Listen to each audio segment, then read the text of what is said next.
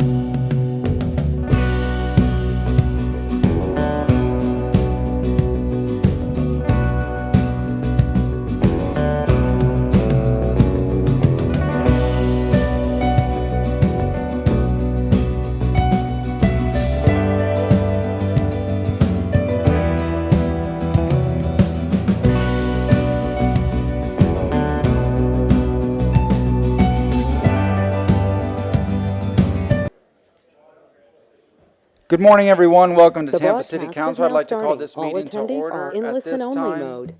Councilman Vieira, you have an invocation? Oh, yes.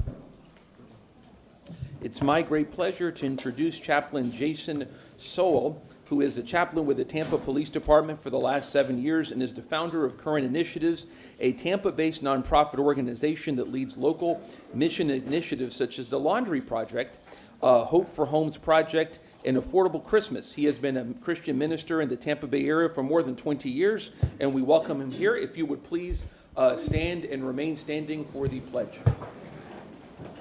Thank you. Let's bow our heads. Gracious God, thank you so much for days like today that we can honor those that are the best of us, that we can hear from our community, and that we can address things that we need to tackle as a community. Thank you for this time together. May we today be the best of ourselves. May we honor our city. And God, we ask your blessing on our great city as we move forward into the future. May we walk with hope in our hearts, compassion and care for those around us to make our city the best that it can be. Thank you for those that we'll be honoring today, for their sacrifice, the heroes of our communities, and may we follow their lead and continue to be the best of us in our great community. We thank you for your love for us. We ask all these blessings in the name of the Father, and the Son, and the Holy Spirit. Amen. Amen. I pledge allegiance to the flag of the United States of America and to the republic for which it stands, one nation, under God, indivisible, with liberty and justice for all. Roll call, please. Carlson. Here. Herteg. Here. Clendenin. Here. Henderson. Vieira. Here. Miranda. Here. Maniscalco. Here. You have a physical quorum. Thank you very much. I need a motion to adopt the meeting minutes from July 18, 2024 and July 25th, 2024. Motion from Councilmember Clendenin, second from Councilmember Vieira. All in favor? Aye. Aye. I'd like to read into the record that Councilmember Henderson has sent a memo regarding her absence from today's meeting. So I will be submitting that. Mr. Shelby.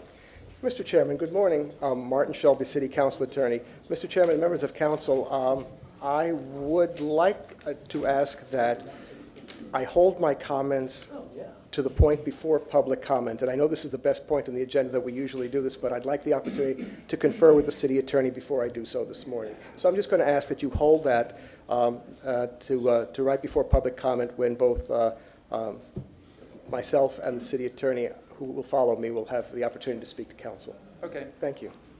So at this time, I'm going to call up the city attorney. No, actually, what I'd like you to do, council, is You to wanna wait? Okay. do the housekeeping and go through the items, Okay. and All before right, you so get to that public includes comment both is when I'll speak. All right, we're going to do some housekeeping. We have a memo from Councilmember Vieira requesting that item 11 be pulled for discussion. We will hear this under under items removed from the consent agenda prior to staff report. And if I may, Mr. Chair, I want to be very clear. I want to do it to highlight the importance of this issue. Staff need not appear. I'm fully supportive of this, just to be transparent. All right, so we have a motion from Councilman Vieira, second from Councilmember Clendenin. All in favor? Aye. Aye. All right, let me just get to staff reports. All right, Chief, do we have an administration update? Do not. Thank you. You do not? All right. Items 57, this is a large item. Do we need staff present for that? Anybody? No? Okay, no staff present for 57. 58, would you like staff present for 58? Yes. Yes? Okay. We will have staff present for 58. 59? Anybody? All right, no staff present for 59. All right, item number 60, do we need staff present for this item? No? All right, 61. No? All right, 62. I hear a no. We do have a PowerPoint Yes, presentation. So yes, we're gonna do a this, yes on this, that. yes. All right, so yes on 62. Item number 63 will be heard first under staff reports. Is that correct? Yes, sir. So we'd reached out to the Italian Club on any presentation that they had.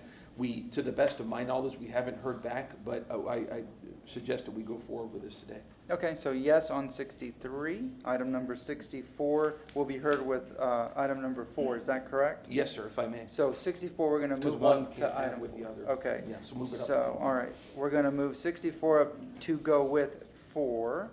All right, item number 65. We do have a PowerPoint, so that's a yes. It's going to be a 5-minute report. Item 66. Item 66. That's an in-person. Okay. 67. Yes. Yes? Yes. All right. Item number 68, there's a request to continue this item to November 21st. May I have a motion? So move.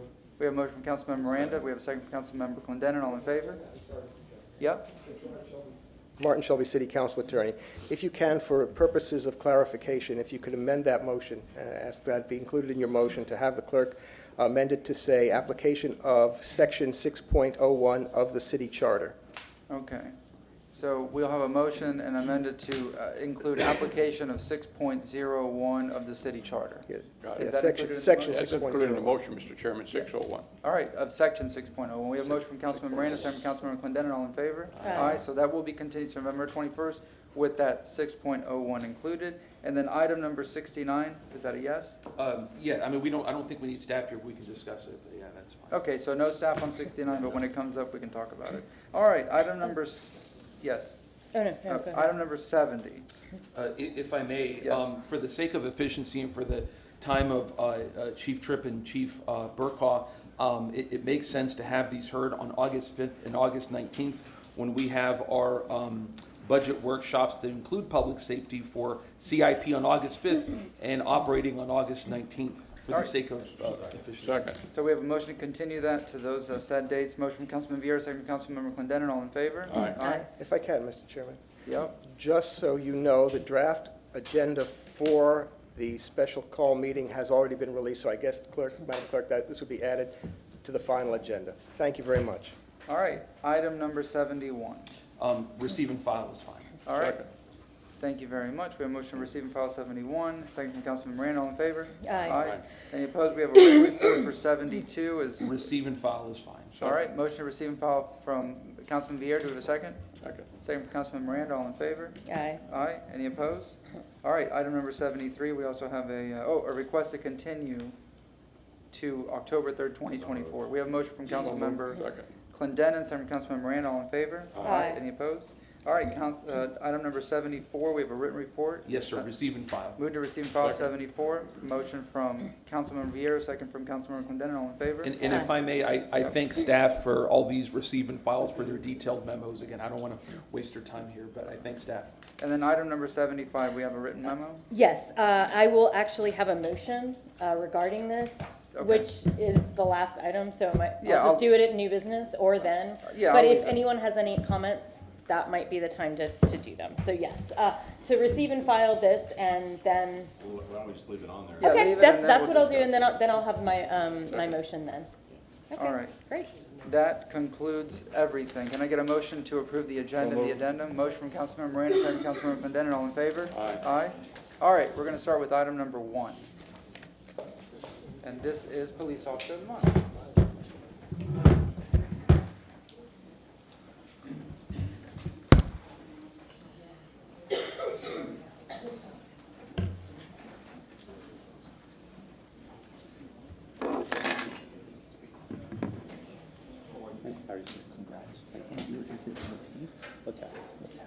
Thank you very much. Thank you, Mr. Chairman. It's a real great pleasure to be here for Tampa Police Officer of the Month commendation here in Tampa City Council. This is for Sergeant Joe Lataff, who is seems like a very nice gentleman and a very nice young man. I guess I'm 46, I can say that now. But here to explain more on the great work of this fine gentleman and public servant is our Chief Burkon. Go ahead. Thanks. Good morning, Council.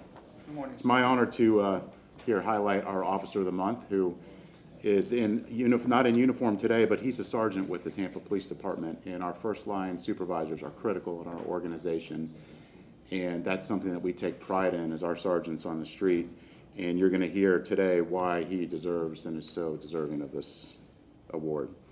So the Tampa Police Department is proud to announce Sergeant Joe Lataff as Officer of the Month for August 2024. With a decade of dedicated service to the department, he currently supervises our field training squad. So in addition to training his officers and keeping them up to speed, he's responsible for the new recruits that come out in their training as well. As a relentless leader, he is consistently at the forefront of his squad, proactively combating violent crime and identifying criminal activity throughout the department and identifying hotspots. The department benefits from his combined knowledge as a street sergeant, a SWAT team member, and a defensive tactics instructor. His proactive strategy has led to the successful recovery of numerous firearms and the apprehension of wanted criminals, resulting in a safer community. And he's on a patrol squad and a training squad, and to do all that on that squad speaks incredible volumes of him. In one notable incident, he conducted a traffic stop that led to the discovery of a firearm and the arrest of a convicted felon who was in possession of cocaine. In another instance, the suspect could not outrun justice. In addition to doing everything that he is, he's leading from the front and in foot pursuit of a fleeing felon. And of course, he caught the fleeing felon who had an active felony warrant, and he took him into custody. These are just a few examples of his commitment to ridding the streets of criminals and illegal weapons. Beyond his exceptional law enforcement work, he is instrumental in the development of new officers. As a skilled defensive tactics instructor and a SWAT team commander, he shares his expertise in developing the skill sets of all officers while ensuring that the officers are safe out there protecting themselves and the citizens.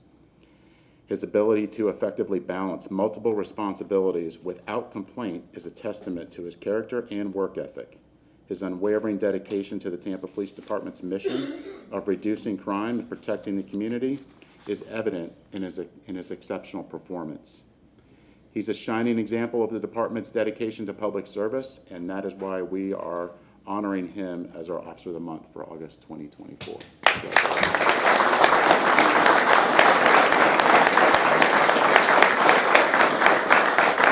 And before we formally honor you, sir, there's members of the community who want to express their appreciation to you, sir. So come on forward. Oh, sorry.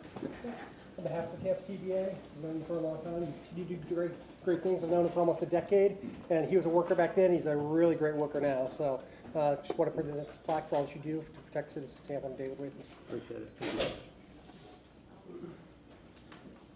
Morning, Council. Good morning, Sergeant Lataff. I'm Grace Gonzalez. I'm here on behalf of the Don Smart family and the 1905 family of restaurants. Thank you so much for your commitment to serving our community in the city of Tampa. We want to thank you with this gift card. Please enjoy yourself when you get a break with some sangria paella at Ulele, celebrating a 10-year anniversary. You can celebrate your decade of service there. Thank you.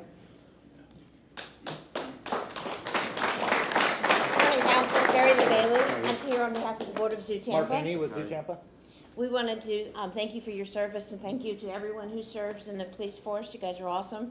I love the part of your story about developing future officers in particular. So thank you for your service and for grooming other people. We're presenting you with annual membership to the zoo. And we hope you and your loved ones enjoy it and take care of animals as well as you take care of the citizens of the. I appreciate it. Thank you.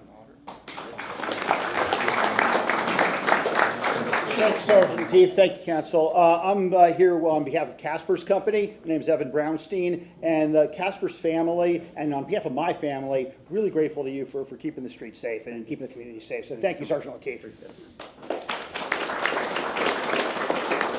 Morning, Council. Mike MacArthur, Steps Towing Service. Congratulations on a job well done. Training is the key to success for everything, and it's guys like you that make our community safer. And without the training, this would never happen. So on behalf of Todd Steps Towing, I present you with a gift card for a night out for dinner. Congratulations on a job well done. Thank you.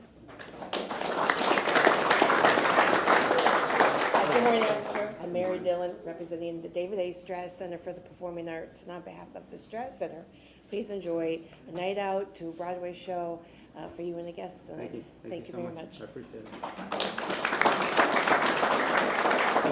Hi, good morning, Council. Jill Witecki with Tampa Theater, and on behalf of the theater, thank you for what you do. Spend one of your days off, come see us at the movies. Appreciate it.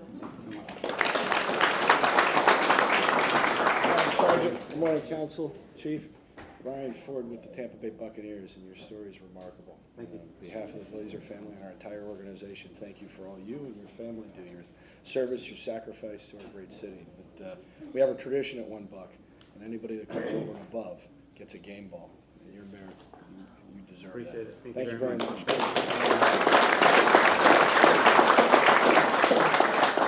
Good morning, how are you? Good morning. Doing well. Yeah, I got a few things for you. First, I'd like to publicly thank the police department. Most of you probably know that Fresh Kitchen on South Howard caught on fire. And if it weren't for the quick response by the police department calling the fire department, the building would have been completely lost. And so the police engaged the fire department, they came. There is damage there, but if it hadn't been for the patrol officers out there on duty, probably would have been more extensive damage, and the fire probably would have spread to other buildings. So we thank you and the rest of the officers for being on board and keeping us safe. I have a couple things for you, and one of them is from the Chicho Restaurant Group that owned and operated Fresh Kitchen, and they're going to provide you with breakfast, lunch, or dinner. On behalf of Bella Brava in the Midtown section. One of my favorite restaurants. Your choice, lunch or dinner, Yummy House China Bistro. And I always say this, but the chief wants you to take him, so. So anyway, on behalf of Meat Market in Old Hyde Park, and on behalf of Jackson's Bistro, please take these certificates with you. There's a combination of letters and certificates, so enjoy them, and congratulations. And again, thank you to TPD and the Tampa Fire Rescue for being on board and being alert to helping save and keep the rest of the city safe. Thank you. Thank you.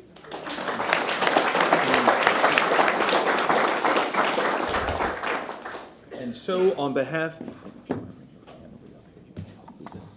and on behalf of a really grateful city and grateful Tampa City Council and City of Tampa government, we give you this Tampa City Council commendation for all the work that you do. We really, really appreciate it. I mean that. God bless you. Thank you, sir. Thank you. And if you want to speak to me.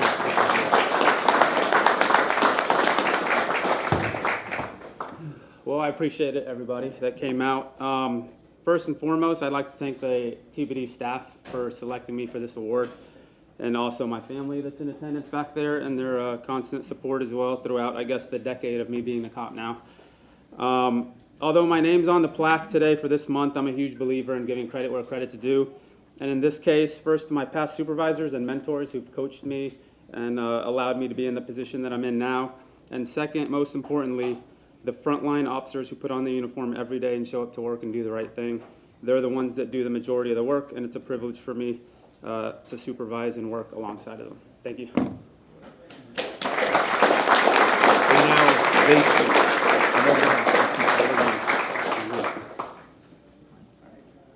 Thank you very much. Congratulations. We appreciate all the sacrifices you make every time you and everyone on your team put on that uniform, and especially to your family. You know, We have to thank him too. So thank you sir. very much and congratulations. Thank you. All right.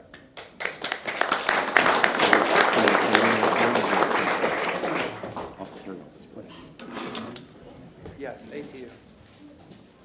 All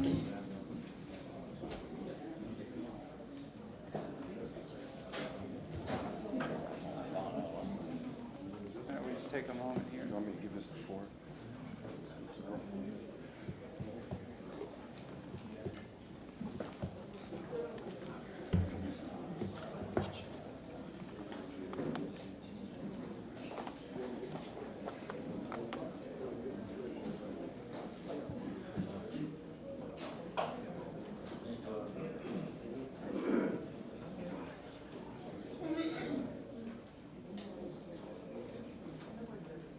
All right, Councilman Clendenin, you're going to be presenting the ATU Local 1464 Employee of the Month. Where's the man of the hour?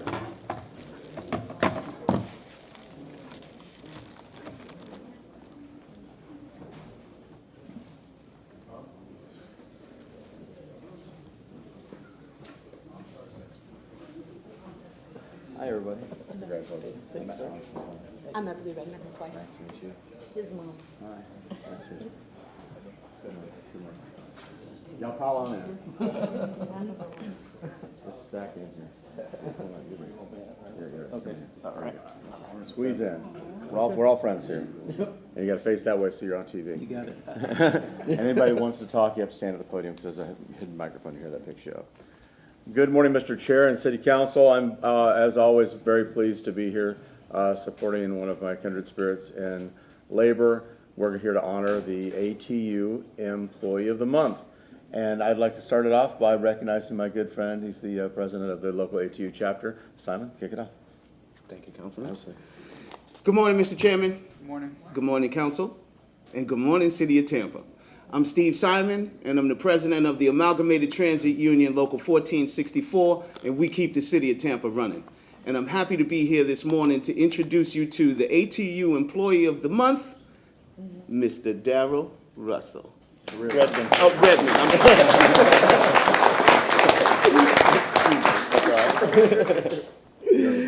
Darrell is a utility tech from the mobility department with 27 plus years of service, a veteran. Mr. Redmond noticed a young woman who was laying on the ground and in distress just last month while he was sweeping the bike paths on Bruce B. Downs in New Tampa. She told him that she didn't know where she was, that she had been robbed and possibly assaulted because her clothing was tattered and she had bruises all over her body. Mr. Redmond made an effort to console her before phoning the police and waiting for them to arrive. His action on that day speaks volumes for his personality as well as his character. His act of humanity is well deserving of this recognition and a great example of dedication to the City of Tampa and its residents. And we thank you for all you do to participate in keeping the City of Tampa running. And on behalf of ATU Local 1464, I would like to present you with this award. Thank you. Congratulations. Thank you very much. Thank you, Mr. President. Thank you, sir.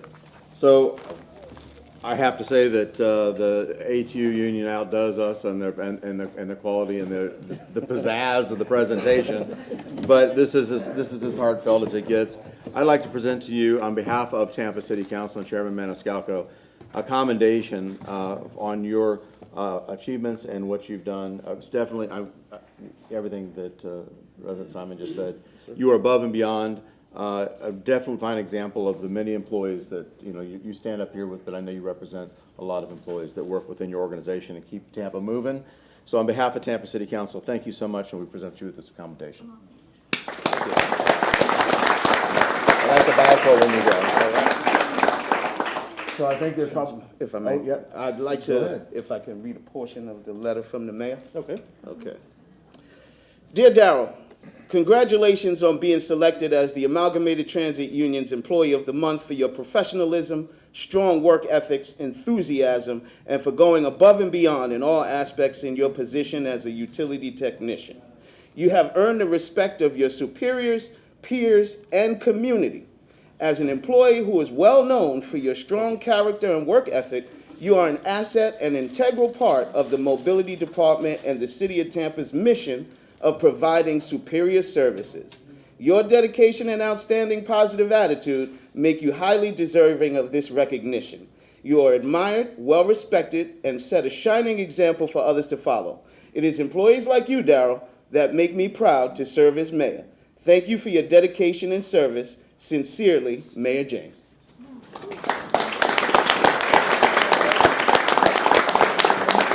So Gerald and your other brother Gerald, I think there's probably some people here in the community that would like to come up and see. For all the young people out there that don't know what that is, Google it. Exactly. So some people in the community would like to come up and recognize your achievements. All right. Come on up. Good morning. Good morning. Morning, Council. I'm Mike MacArthur. Morning.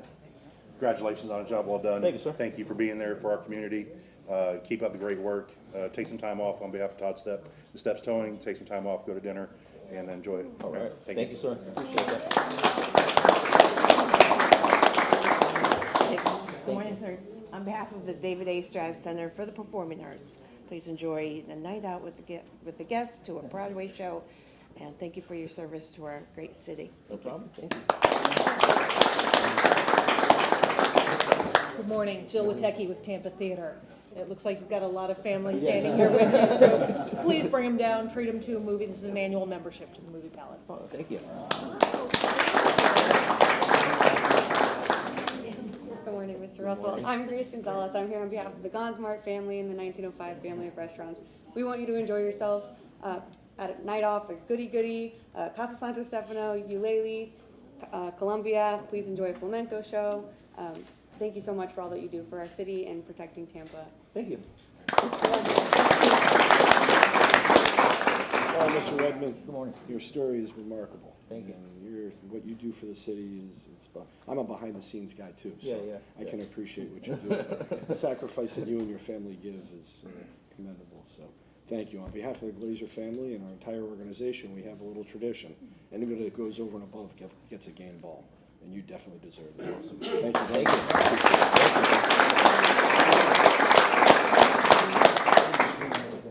Good morning. Good morning. I'm Mary Lou Bailey. Congratulations. I'm here on behalf of Zoo Tampa's Mark board. Hamby with Zoo Tampa, and we have a day at the zoo for you with passes, and this is a wallaby, which is a species of kangaroo, and the interesting thing about kangaroos is they're the only animal that can't walk backwards. Just like the union employees, you keep the city moving forward, and we appreciate it. Councilman Hertek lives every Thursday we do these presentations to see this animal, so you have to show it. Last thing I heard was she wanted one. No, a real wallaby. A real wallaby. Steve McElhaney, I'm here on behalf of a couple different folks, and I want to thank you for your dedication. One of the key elements of crime prevention is keeping your eyes and ears open while you're out there on the street. That enforces a lot of different things, but it helps the police department because there's thousands of more eyes out there trying to help the community. So thank you very much for stepping in and doing that. On behalf of the Yummy House China Bistro, we're going to give you a gift certificate, and you can enjoy yourself for lunch or dinner. On behalf of the Chicho Restaurant Group, and you heard me speak about them earlier, breakfast, lunch, or dinner, Jackson's Bistro out on Harbor Island, they're going to give you a gift certificate for lunch or dinner. Meat Market in Hyde Park Village, lunch or dinner. And Bella Brava's in Midtown, again, lunch or dinner. And here are your gift certificates. Please take them with you. Thank you, sir. Well, you're not going to go hungry. Nope. And you're going to be entertained for quite some time. So that's good. So now I'd like to turn it back over to Chairman Maniscalco. Congratulations. Obviously, you have a great team here supporting you. Thank you for all that you do. We're certainly very proud of you and appreciative. You have a lot of goodies there. The community appreciates you. So thank you very much, sir. No problem. Thank you. Thank you very much. Thank you. Mr. President. Absolutely. Thanks, guys. Thank you.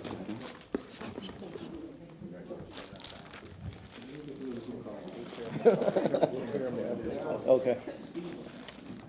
Oh, You want to say something? oh, put me on the spot there. Sorry, I feel like I was doing what anybody should have done. Like you said, just keep an eye out for anything that looks out of the ordinary and notify somebody that can do something about it. And I'll just continue to strive for better. Always do what's supposed to be done. Do the right thing. Yep. Thank you very much. Thank you, everybody.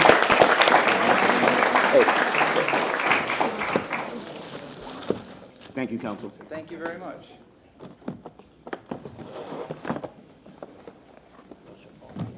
No, this is.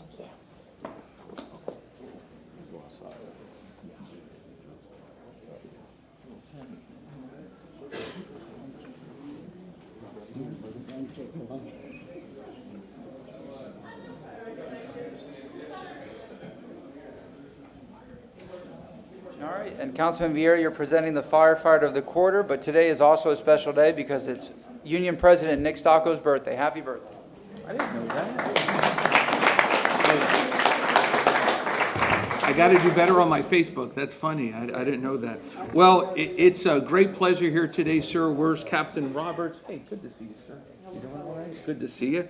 To present the firefighter of the quarter, Tampa City Council commendation to a very nice gentleman, Captain Rush Roberts, who's always very, very involved. As you all know, the Tampa firefighters always do a lot of civic and community endeavors, and I always see Captain Roberts at many of them, including the Camp Hopataki run, among many others. He's always there. Every time I see him, he has a big smile, and he's always with his family. He's a wonderful person. So here to talk more about this honoree is Tampa Fire Rescue Chief Barbara Tripp. Ma'am, go ahead. Thank you. Good morning, Council. Barbara Tripp, Fire Chief, Tampa Fire Rescue. So this morning I wanted to introduce, and I'm definitely proud to announce, Captain Rush Roberts as our firefighter of the quarter. With 18 years of service of Tampa Fire Rescue, Captain Roberts has held the positions of firefighter, paramedic, lieutenant, captain, and he also is an acting district chief. Captain Roberts is a dedicated leader and community advocate.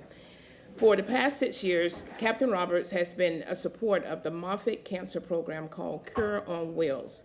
This program has raised hundreds and thousands of dollars for cancer research and a cure through cycling events. Captain Roberts personally participates in an annual 164-mile round-trip ride to Orlando every year, as well as a 325-mile cycle ride to Tallahassee over a 3-day period. Following his passion for cycling, fundraising, and community engagement, Captain Roberts founded an event called Ride to the Rescue.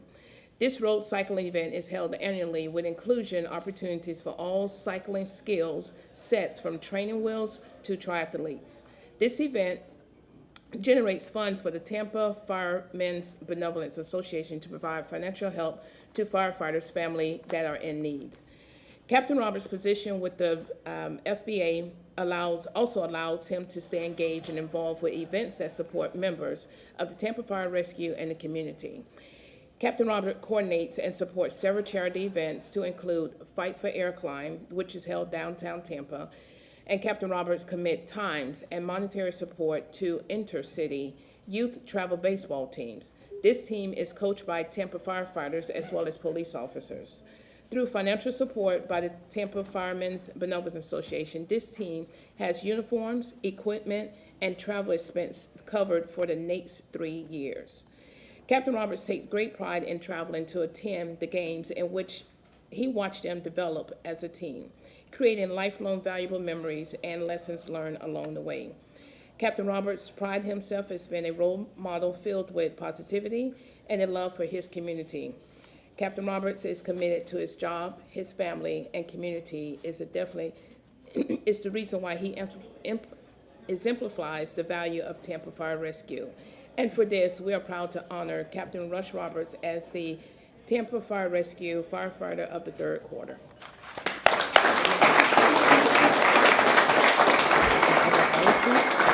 And thank you for that, Chief. Now, before we formally honor you, Captain, we have some individuals from the community who'd like to honor you, starting with the birthday boy coming up. Hey, happy birthday. Good morning, Chair. Good morning, Council, the public, and city staff. It's not my birthday. That's someone else's Facebook. Today, we're here to honor Captain Rush Roberts, firefighter of the quarter. The chief delivered an exceptional message. Everything the chief said, we fully support. Captain Rush Roberts, as you'll see behind me, there are several firefighters, whether in plainclothes or in uniform. They're here because of the influential and leadership of Captain Rush Roberts. He is an exceptional leader, filled with positivity, and he brings everyone together even in times are down. So on behalf of the Tampa firefighters, we'd like to award you with this, and congratulations, brother. Thank you. Absolutely.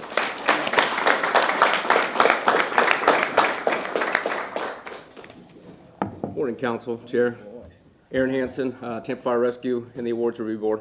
For nearly 18 years, I've gotten to work with this gentleman, watch him grow. Stories and stories. He's become an inspiration to not just the department, his family, but the community that he serves. Dedicated countless hours to serving others with the ultimate goal of leaving things way better than he originally found them. Rush epitomizes the truest form and definition of service and sacrifice with a family that understands the same. Each one of them their own unique superhero. It's been a privilege to have Captain Roberts as a fellow member of the Firemen's Benevolent Association and Tampa Fire Rescue, but more importantly, it's an honor to call him my friend. And with that, give him this plaque here as Firefighter of the Quarter, third quarter. Well deserved. Thank you.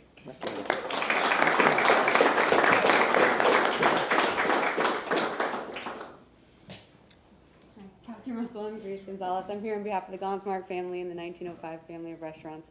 Thank you so much for being here in Tampa and making such an impact on our community. To thank you, we want you to enjoy dinner with your beautiful family, a flamenco show, Colombia, ukulele, anywhere you'd like. Thank you so much. Congratulations, and thank you so much for everything you do. Good morning. I'm Mary Dillon with the David A. Strass Center for the Performing Arts. Thank you for all your service, and please accept the tickets to, by the way, it's called The Boy Who Loved Batman. So you are a Batman. It's the show at the Strass Center for you and a guest. Thank you so much. Thank you very much. Good morning, Jill Witecki with Tampa Theater. Nice to meet you. Being a working parent is always an adventure, isn't it? But these kids are seeing the good that you do, and that's no small thing. So please bring all of them. This is an annual membership to Tampa Theater. We've got some great family programming coming up, and we'd love to see you there. Wonderful. Thank you. Good morning.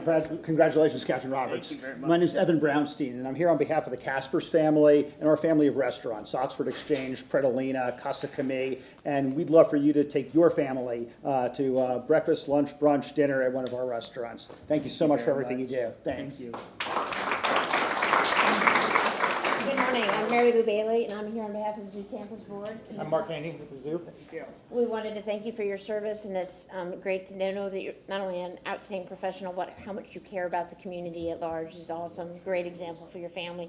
Thank you to your family for sharing you with all of us. And we have presented you with an annual membership to the zoo, so you and your family can enjoy it in good health, and hopefully you love animals as much as we do. We do. And I'm particularly grateful for what you do in raising money for different nonprofit groups. And anything the zoo can ever do to help you, we can provide gift baskets, anything else, so just let us know. We'll be happy calling to. Yeah. I bet you will. Mr. Haney, Mr. Haney, what animal is Oh, that? I'm sorry, that is a spotted eagle ray. So I don't really have a great antidote but, for it, but they're really cool. We just opened up our stingray habitat, so you can come to the zoo when you come and pet the stingrays, and it's a great new experience. Morning, Captain Brian Ford with the Tampa Bay Buccaneers. Good morning, Chief. Thank you. Your story is remarkable, and especially your philanthropic efforts. And much appreciate the sacrifice that your family has. We got your information a little late, so a little fumble on our end. But on behalf of the Glazer family, our entire organization, I want to present you a game ball. But you get a little added bonus. You got to come down to $1 with your family. Can't forget Grandma and Grandpa in the back. And have a little tour, and then you'll get your real ball. This is just a generic one right now, but there's all my contact information, and I'd love to you set that up through there, and we make a memory for you guys. Thank you very much for your service. Mike MacArthur Steps Towing Service. Amazing story, amazing supporting cast, amazing chief from the best fire department in the country, in my opinion. Congratulations on a job well done. On behalf of the Cloud staff of Steps Towing, enjoy some dinner on us. Thank you for everything you do for our community. We'll see you at the banquet. Thank you, sir. Congratulations. I want to show you a little bit about what the men and women on Tampa Fire do. And if it hadn't been for the police officer that was on patrol calling Tampa Fire to get there, all of these buildings that you see adjacent to this restaurant would have been burned down.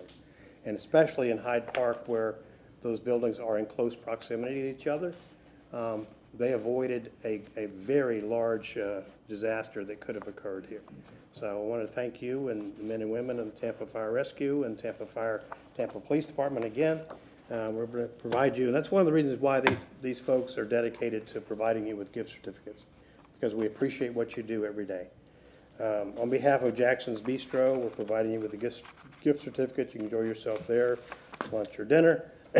On behalf of Meat Market, we're providing you with a gift certificate, lunch or dinner.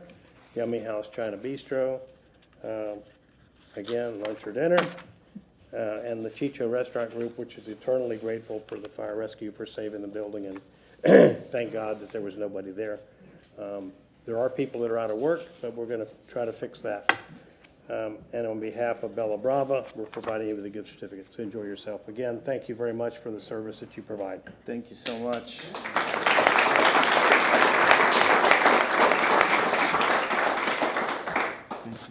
So, and I'll ask here you go, buddy. You wanna give this to your old man? Here you go. So on behalf of a grateful city, sir, it's our great pleasure for your son here to give you a Tampa City Council commendation. Give it to your pops. There you go.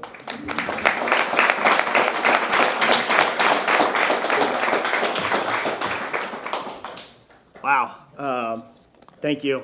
I will bring the only bad news that my speech is a little longer than the other ones, and I apologize, but it'll be 3 minutes tops, I promise.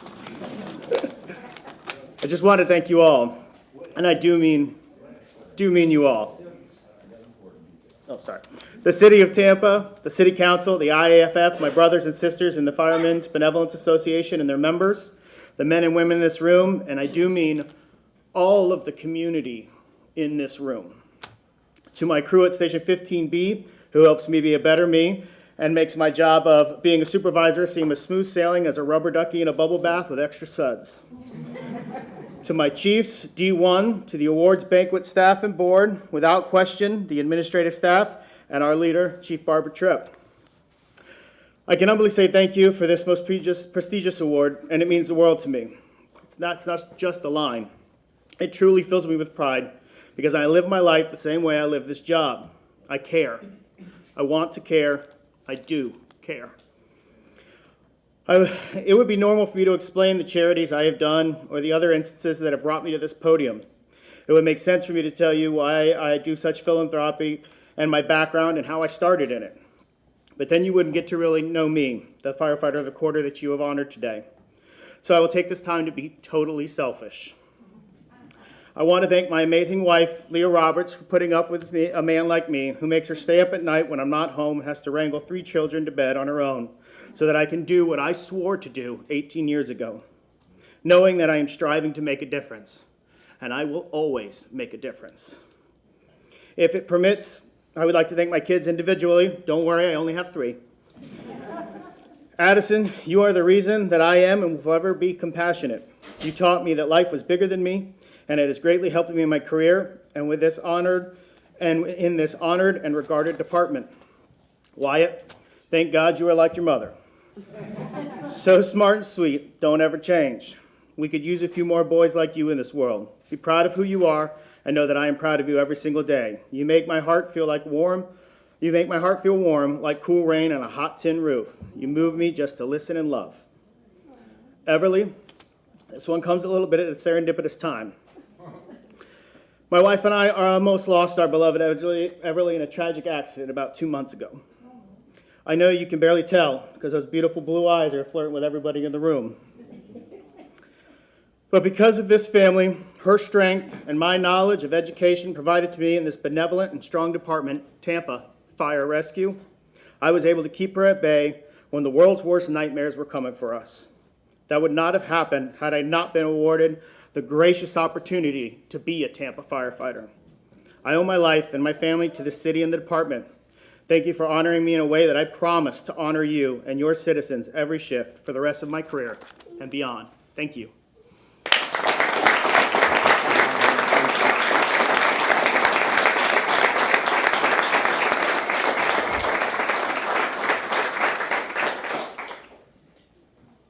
Yes, ma'am.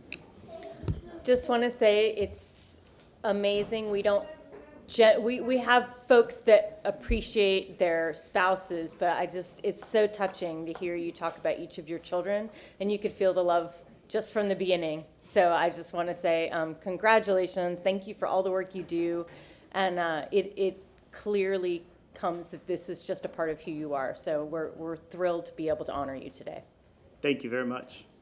And congratulations, that was a beautiful speech. We're blessed to have you, but you're even luckier to have such a wonderful family behind you and 3 kids. You know, I'm not often home because there's always work. So I have my wife at home, and you know, it's a whole other job. You know, chasing kids around and taking care of them. So we should always be grateful for our family, but we're grateful for you and all of Tampa Fire Rescue. You said it all. You know, best fire department in the country. And we're proud to have you, and thank you for all your service. Congratulations, sir. Thank you very much.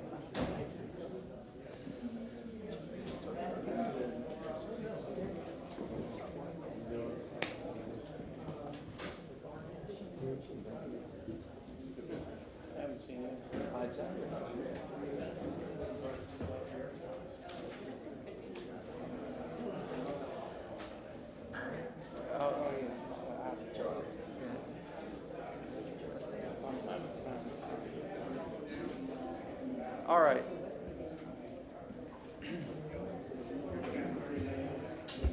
We'll get these doors closed and, okay. All right, Mr. Shelby, do you want to start it off? Yes, thank you, Mr. Chairman. Good morning. Martin Shelby, City Council Attorney.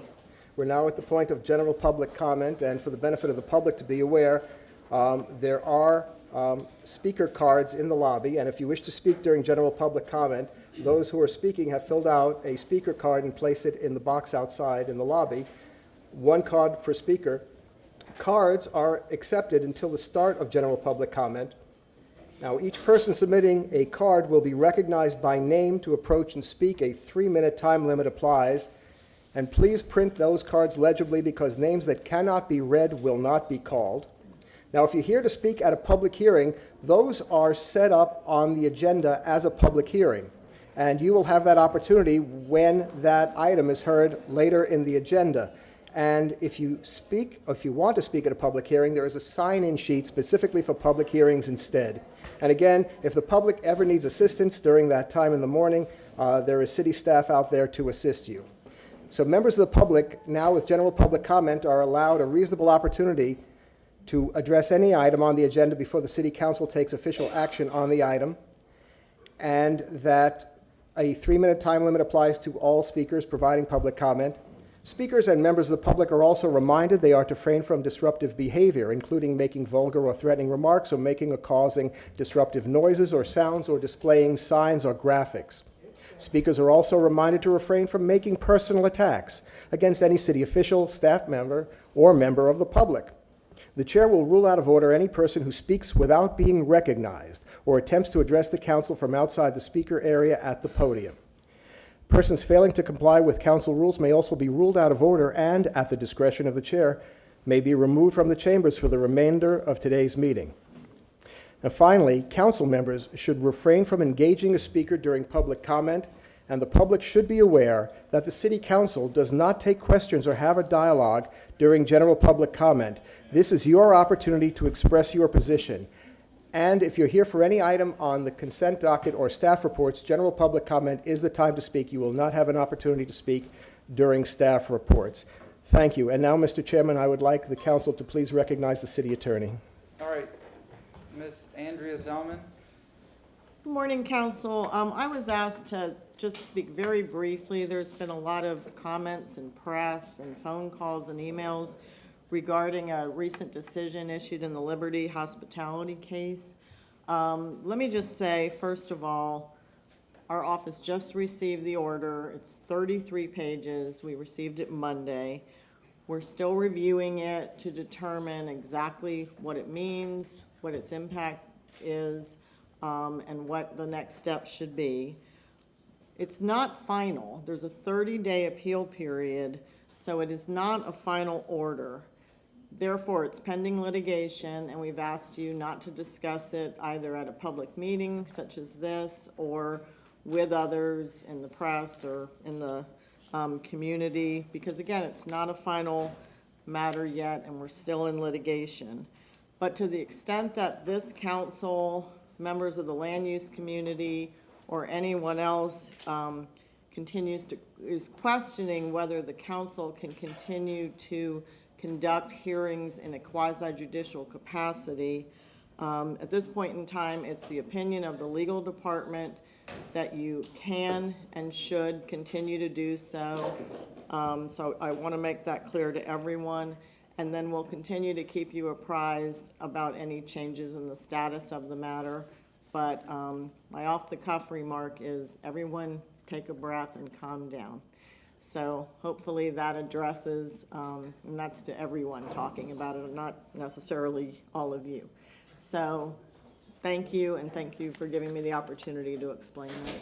Thank you very much. Our first speaker is going to be Angela Alderman Nguyen. Morning, Council. Good morning. Please state your name. Yes.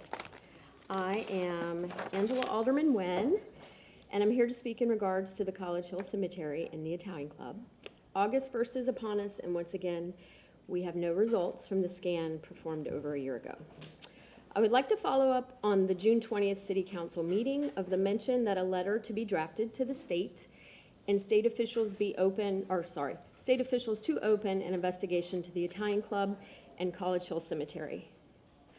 I ask if council can please consider drafting this and sending this letter if it has not already been done.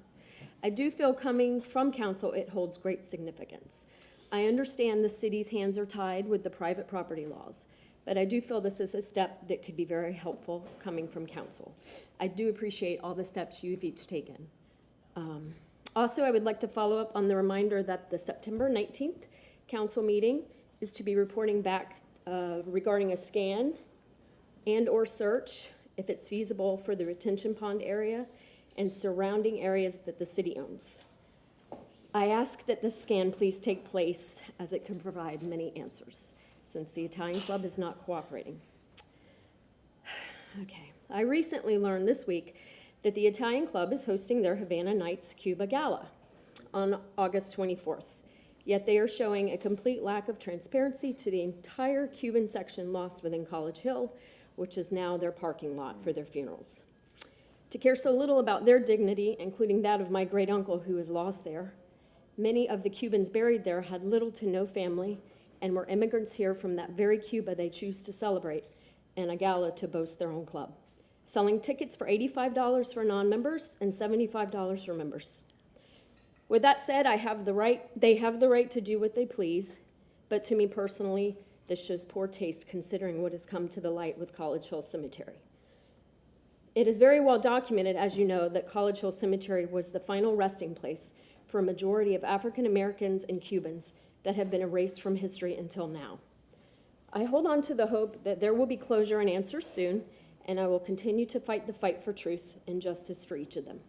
I will leave you with a quote from one of the most favorite men to ever walk this earth in my eyes. He led his quest with love and passion for his people and the people, and his words speak to my soul of this journey with the lost at College Hill. One just principle from the depths of a cave is more powerful than an army. Jose Marti, Cuban martyr and poet. Thank you. Thank you very much. Our next speaker is Nick Stocco.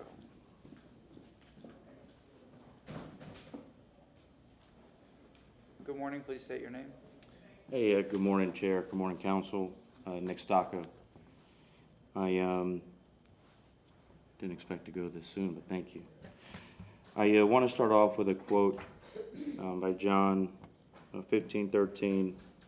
Says, "Greater love has no one than this, to lay down one's life for one's friends."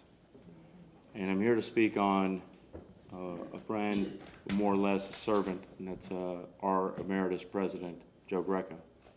Joe Greco was a firefighter for 30 plus years, and we know that that quote is a firefighter and is Joe Greco, that they would lay down their life for a stranger, not just a friend. And that's what we do. We serve the public.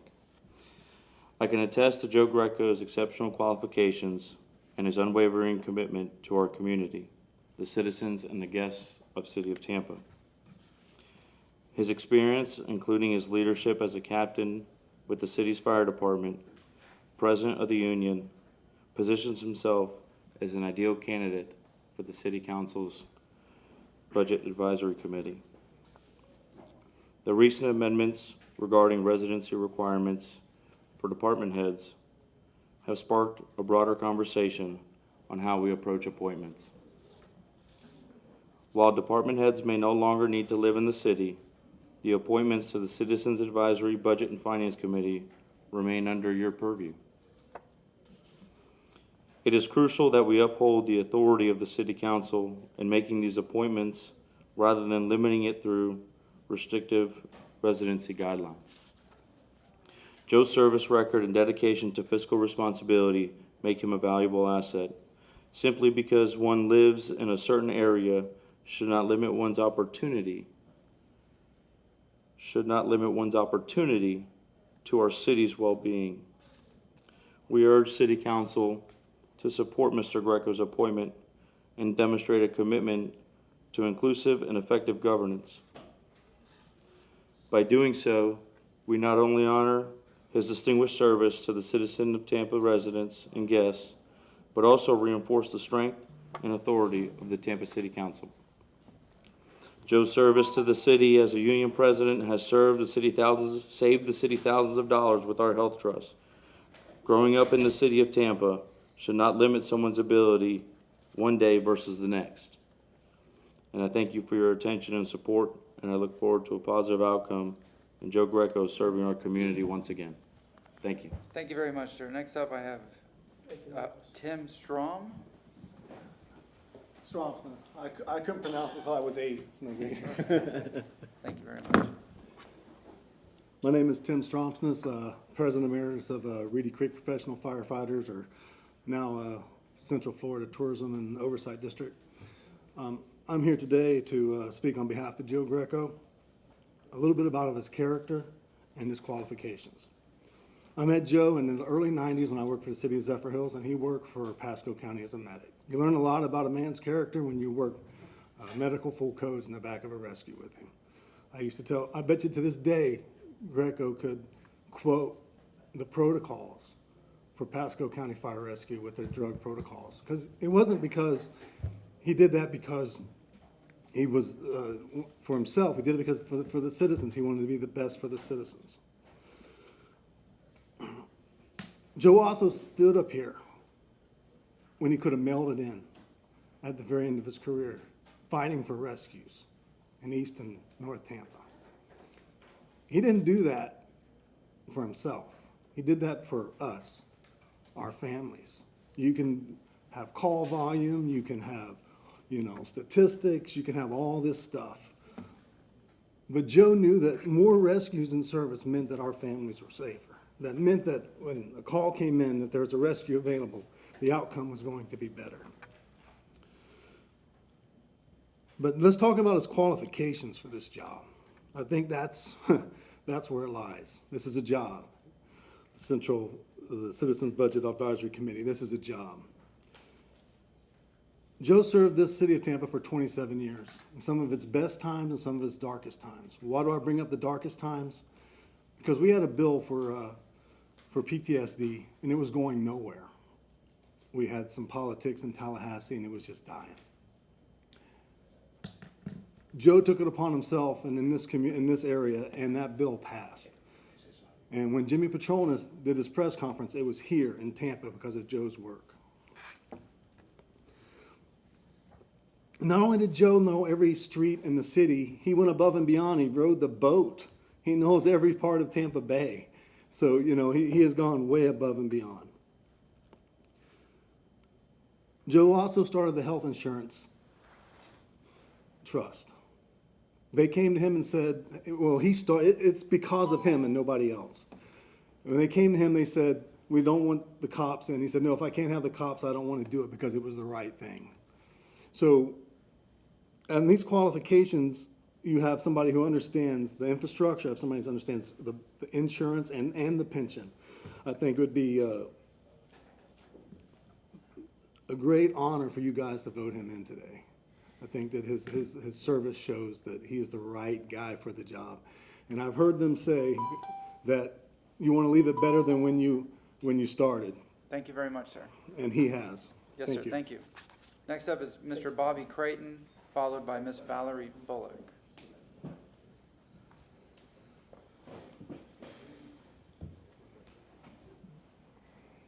Good morning, sir. Please state your name.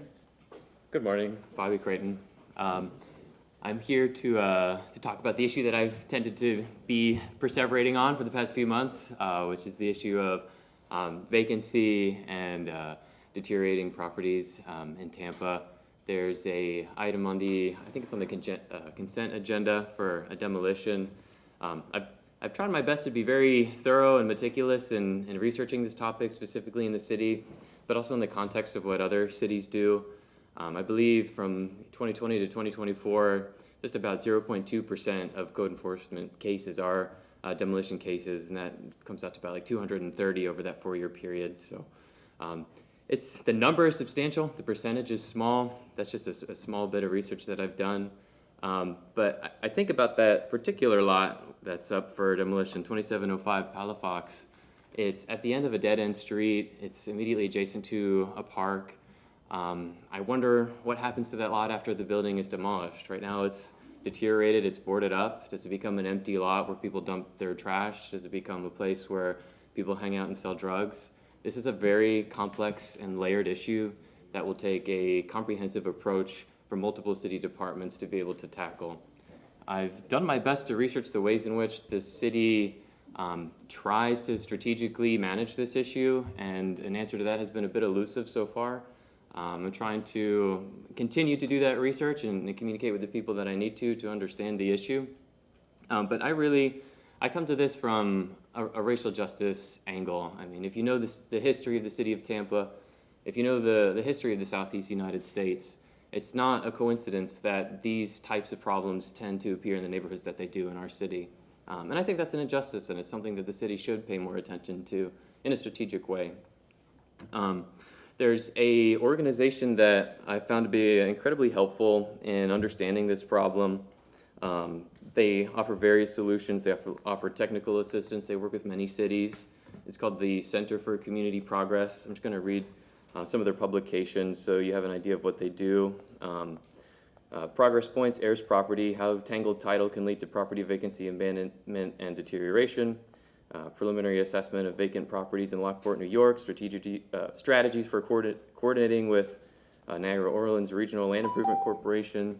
The list goes on and on. They're policy experts in this. If anybody wants to learn more, check out their website. There was one other thing I was going to say, and it's starting to slip my mind. I might have to let it go, but thank you for everybody in the city and on the dais for having an interest in supporting making some advancements on this issue. Thank you very much. Next up is Ms. Valerie Bullock, followed by Mr. James Shaw. Hi, I'm Valerie Bullock. Good morning. I was sitting back there and I was thinking about these cemeteries and how every time it's a cemetery or something that's ran over, neglected, or blatantly disrespected, it have to be people of color.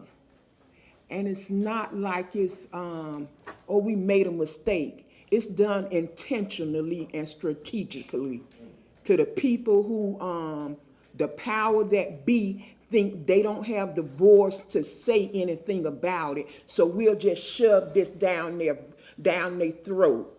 And if they catch it quick enough, we'll stop. If not, this is how we're going to do business. And it has to stop. If Tampa is going to be the progressive city that you all desire for it to be, you must treat everybody the same.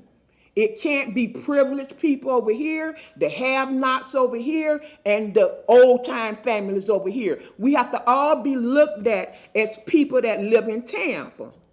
And we have to be treated with respect and dignity no matter where we come from.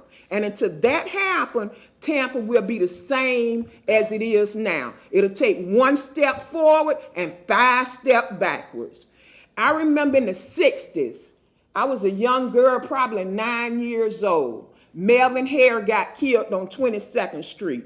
Do you know what we did in College Hill and Ponce de Leon? We raised so much hell, the TPD had to go to Washington, D.C. to talk before the Congress for how they were treating us. And laws were passed, and things got a little better. But somewhere along the way, we seem to be backtracking. And that is not good. It's not good whatsoever. You might have more than me, but you're not better than me.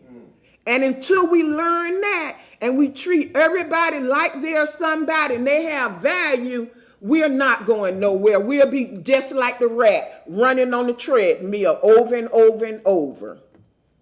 And it has to change. It hurts my heart. All the cemeteries I see, why it can't be St. Lawrence, the white Catholic cemetery that somebody built over? Why it couldn't be that one?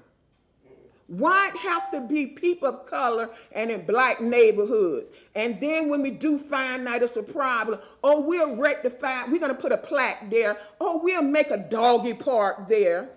That is not the answer. We must do better. Yes, ma'am. Thank you very much. Next speaker is Mr. James Shaw, followed by Mrs. Stephanie Pointer. Good morning, Council. James Shaw, I live in West Tampa. I'm a cooperating attorney with the ACLU of Florida. I won't repeat the legal analysis that I sent to you already in writing on item number 55, but I do want to debunk some of the bad talking points that I've heard bouncing around the CRB issue. First off, contrary to what you've been told, the Miami Civilian Investigatory Panel has not, in fact, been shut down. The effective date of HB 601 was July 1st. I confirmed as recently as last week that they are still up and running, so I don't know where that information came from, but it's not correct. Second, our CRB is effective. If I were to tell you that it provides sunlight, the records that they are discussing are public records that in theory anyone could request and discuss and talk about, but reality is that most of them would go unseen if the CRB wasn't a standing committee that reviews them and talks about them, and the recording of those discussions is put up on YouTube for everyone to see. That officers are less likely to do something that won't stand the light of day if they know that there will be light of day, there will be sunlight on it. They're more likely to do something that won't stand the light of day if they know it's going to stay in the dark. No one's ever going to see the results of this internal investigation. If I were to tell you that, the fire department, all they do is fire prevention, man. They haven't put out a fire in the last 3 years. Let's dissolve the fire department. You would see that that was a stupid argument, right? Because they are effective if there haven't been a fire in the last 3 years. So another thing that the CRB does that HB 601 doesn't even arguably touch is they weigh in on hiring decisions. Everybody knows that the officer who murdered Tamir Rice was hired by another department a few weeks later. There was no one at that other department to say, I don't think we want that guy. You set up the CRB to have somebody to be able to say, we don't want that guy, and HB 601 doesn't even touch that. Why are we talking about getting rid of that? The talking point I've heard is, well, they haven't been doing it. They're allowed to do it, but the people that we appointed haven't done it. Well, you know, Steve hasn't been showing up for work. Let's eliminate his whole position. That's stupid, right? Get rid of Steve and hire somebody who will do the job. So the argument that the appointees aren't doing what they're authorized to do isn't an argument for not authorizing anyone to do it. It's to pick different people. The other thing I want to talk about too is last June 6th, Representative Alvarez stood here, and what he didn't say is that he's counsel for the police union.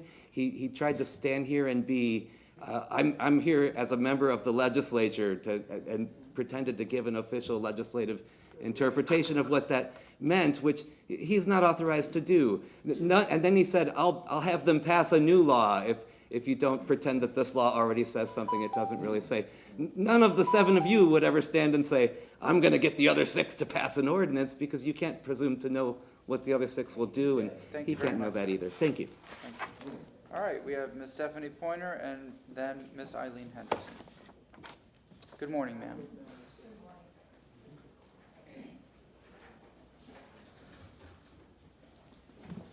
I'll get to this in just a second. First thing, I'd love to have seen an administrative update today, because there's still no advertisements for the land use department. Just saying. Nobody's coming to fix the problems that we have in our city. Mr. Greco is not the issue. Andy Joe Scaglione does not live in the city of Tampa. I dearly love him. He's a great guy. He lives in Pasco County, and he's already on the budget committee. So it's not about Mr. Greco. It's about them changing all the rules. Because Mr. Scaglione is almost always late, or I wouldn't have known he lived in Pasco. So I'm just saying. Number 75 is really important to me. And I think one of the things that's why it's important is this is in the thing on base. It shows 3,994 units at the 0 to 120, which means it's from the 80 to 120, really. This is in on base. I didn't go pick this out myself. And it's from the Schimberg Center, which is where the state legislation comes from, that says that we don't have to let these developers come in here and saying, we're doing affordable housing at 80 to 120, when we all know that 80 to 120 is market rate. If you make $80,000 a year and you're a one-family home, you qualify at 80 to 120. The problem is, and this is where we get real deep, this right here is the number of vacant units that will be online within the next 2 years south of Gandy. So that 3,994 units, look at how much we still have coming in our community. I've given you all the prices, the current pricing for a 1-bedroom unit, because the 2 Live Local plans that we have coming in that's bringing 700, 850 units, they are only doing 120. They are only doing 120, and they're only doing 1-bedroom apartments. So they're not building for families. They don't give a crap about families. And they're only building those for people who make $80,000 a year or more. So you're not going to get folks on SSI. You're not going to get folks who are drawing their Social Security. We have to put this in place. Now, I would also offer that when we start looking at gathering density, where we want the density, we need to be like Sarasota and encouraging density in places like Sulphur Springs where they have 1% growth. We don't need this crap throughout the entire city. What we need to focus on is the 30% to 80% range, because those are the people who are struggling to keep a roof over their head. This is poop the way it's written, and we need to get rid of it.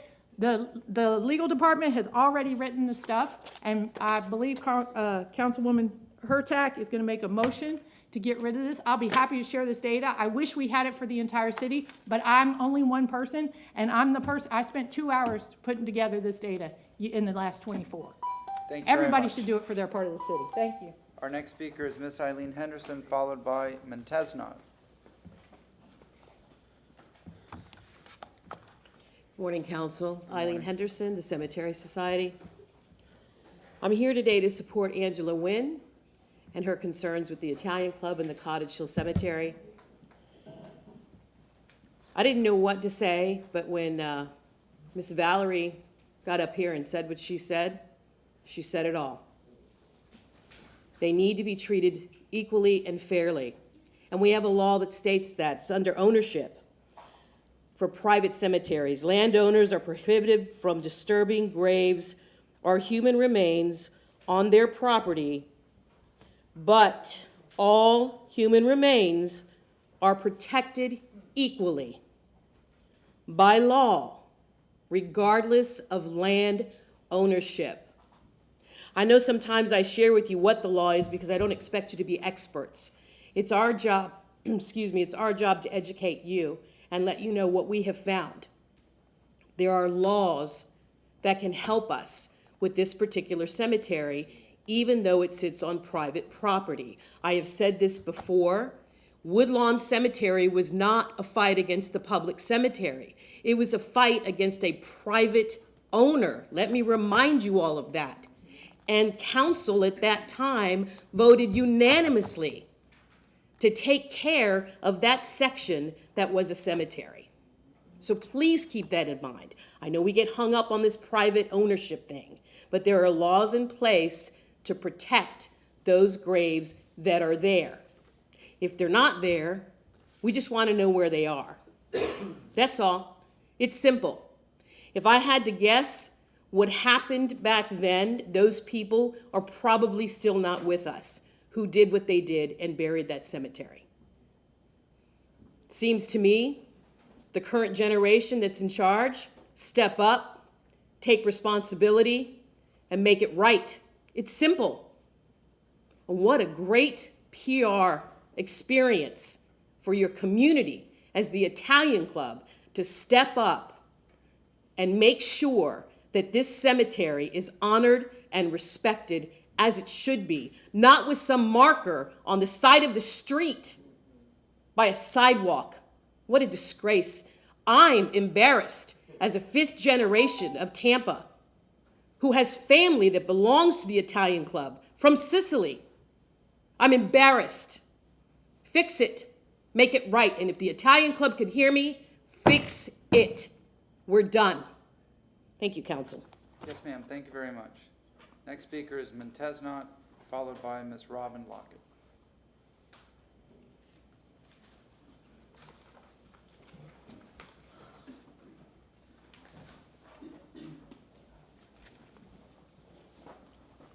Uhuru, Montesnot, Tampa, Florida. You know, the stupidest people you can find in the hood is people like me. You can come in front of my house, you see. Even before then, we have gold rims, we have gold teeth, we got gold everything, gold chain, and no place to live. No place to live. That's a stupid African. But I'm not gonna indict that African for being stupid because we've been dispossessed of education for the last 624 years. But guess who I'm gonna indict? I'm gonna indict the smart, intelligent white folks that went to all kinds of universities and everything. And guess what they do? $450,000 on some bricks in Ybor City for a street.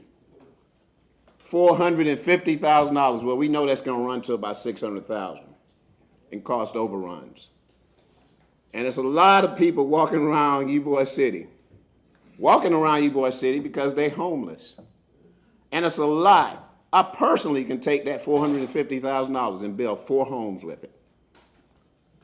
4 3-bedroom, 2-bath homes I can build right here in this city with that same $450,000. Now, who's stupid and who's ignorant? The one with the gold chain and the gold watch and the gold whatever, the gold teeth? Or the ones that have all this education?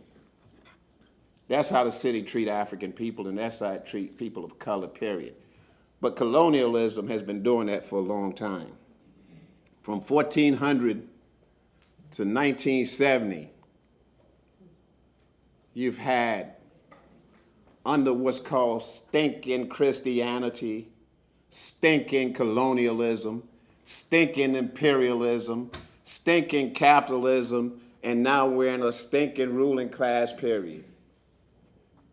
They have depopulated the leadership of the world, of all the indigenous populations, which could be a derogatory word. They've depopulated them. The leadership they've taken away. And now we have those same people under the stinking ruling class that's using the stinking Jewish population and the stinking Jewish leadership to eliminate anybody that considers themselves a leader. They eliminate them. Then murdered the leader of Iran, of Hezbollah, of Hamas, murdering people day and night. And the same way they murdered Martin Luther King, Malcolm X, and all the other black leadership. And they're getting away with it. And let me tell you about this stinking city council. Double standard. Why is no cheering in here? But when the police is here and other people in here, you can have all that cheering. If it's no cheering, no congratulations, no congratulations, period. Don't have no double standard. Thank you very much, sir. Ms. Robin Lockett, followed by Ms. Connie Burton. Good morning. Good morning. Good morning, Council. Please state your name. Oh, you always say my name. Robin Lockett.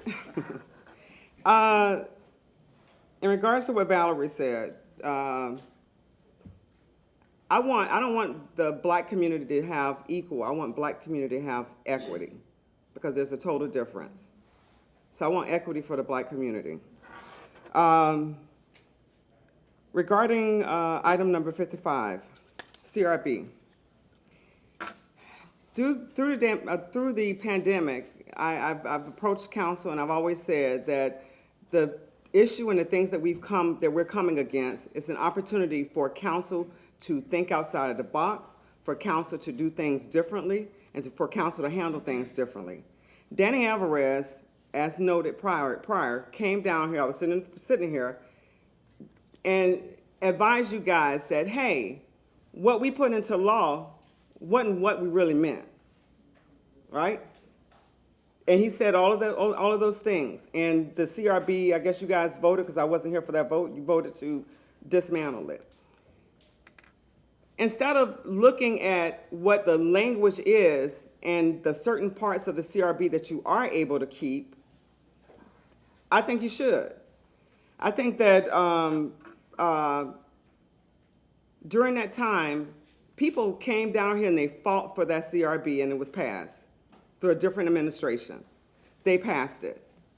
So when Tallahassee comes and dismantles something because it gives, it holds the city accountable, or holds the government, local government accountable, I don't think that's right. I think that you have an opportunity to keep the board intact, to keep what they say you can't, opposite of what they say they want you to get rid of, and focus on that until another administration comes in or until something changes. Because I think that, like I said, the community came down here in droves and fought for the CRB. And I think it's upon this council to keep it intact, whatever it is. They didn't say wipe it out. And if you're doing a comparison to Miami, I'm understanding, then follow their lead. Since you're inquiring about it, follow their lead. Keep it intact and let it still work with what it's obligated to work for. Cemeteries. Zion Cemetery has gone under the radar. And it's coming back because there's a lot of things that's missing in regards to the conversation about Zion Cemetery and the owners and the responsibility of what the city has promised they're going to do. So Zion Cemetery is going to come back on the radar. It hasn't been, as long as things are not talked about, it gets swept under the rug and people forget about it. But Zion Cemetery is coming back. Thank you. Thank you very much. Ms. Connie Burton, followed by Mr. Darrell Height. Good morning, Connie Burton. Out of the 79 items that you will be discussing today, very little will have a direct impact based on your vote on how the lives of African people changes or is improved. I can only imagine that if people, regarding item number 20, if they would have had the resources inside of East Tampa to uplift and upgrade their properties on Palafox, because it ain't just one property. It is the hopes of certain people that has moved into the community to destroy those eyesores. But the people that had to live when it got just so bad that they could not endure any longer and leave those properties, now they're in your hand for demolition. Item number 69, I believe it is, whatever, regarding Resolution 568. One thing I've come to understand that when you have all the evidence, when people have kind of like toll on themselves getting ready for trial, when the police has been able to go out and find witnesses, when people have not adhered to law, then the courts can come up and the prosecutors can come up with a guilty verdict. Resolution 568, irregardless of how you try to keep on kicking it down, the can down the road, you said, and those that was not here to vote on it, agreed that you understood the harm and hurt that was done to African people. You might not be able to find anybody that is willing to put up a full reputation to come back and tell you, city, through a written report, yeah, you did harm. Hell, we already know that. We look at the condition. We look at the high unemployment of black people. We look at the constant recidivism of people going back into prison. We look at the bad education. We look at the failed healthcare system for black people in this city. And we know that this city has been a total failure. What we have asked you to do is to live to the signing of Resolution 568 and make it come alive. Every week when you put forward these agendas, if you don't see the progress of African people, reject it until you see it. Where's the ability of our people to have gainful employment in this city? If you think that you're going to wait us out, when you signed that resolution and you said that you understood the brutality that was inflicted upon our community, you signed that you understood what you was doing. Thank you very much. Mr. Darrell Heisch. And then we'll go to the registered public comment speakers, of which we have 2. Good morning, sir. Good morning, City Council. Darrell Heisch. 1,428 days ago, September 20th, 2020. Resolution number 568. We've been coming down here frequently discussing this, but I think the public at large needs to hear the language versus just us talking and you're wondering what we're talking about. Whereas, in order for the city of Tampa to fully embrace the change necessary to move our community forward, the City Council believes it is necessary to recognize and acknowledge the slavery that flourished in the state of Florida and in Tampa, constituted an immoral and inhumane deprivation of African lives and liberty. And whereas, following the abolition of slavery, Tampa continued to perpetuate, condone, and profit for practices that continue to brutalize and disadvantage African Americans, including sharecropping, convict leasing, Jim Crow laws, redlining, unequal education, and a disproportionate treatment at the hands of the criminal justice system. And whereas such practices were often overt, but more often covertly adopted and incorporated under the guise of legitimate policy, and formed a complex system of racially motivated discrimination against African Americans, including economics, politics, education, social discrimination, resulting in African Americans continuing to suffer debilitating economic, educational, and health adversities.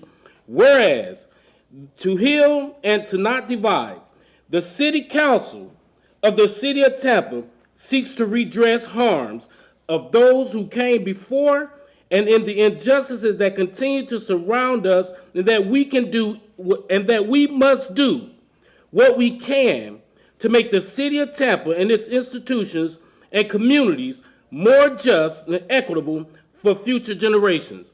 Why did I read that? Because I think we got a mistrial since we have attorneys on the podium.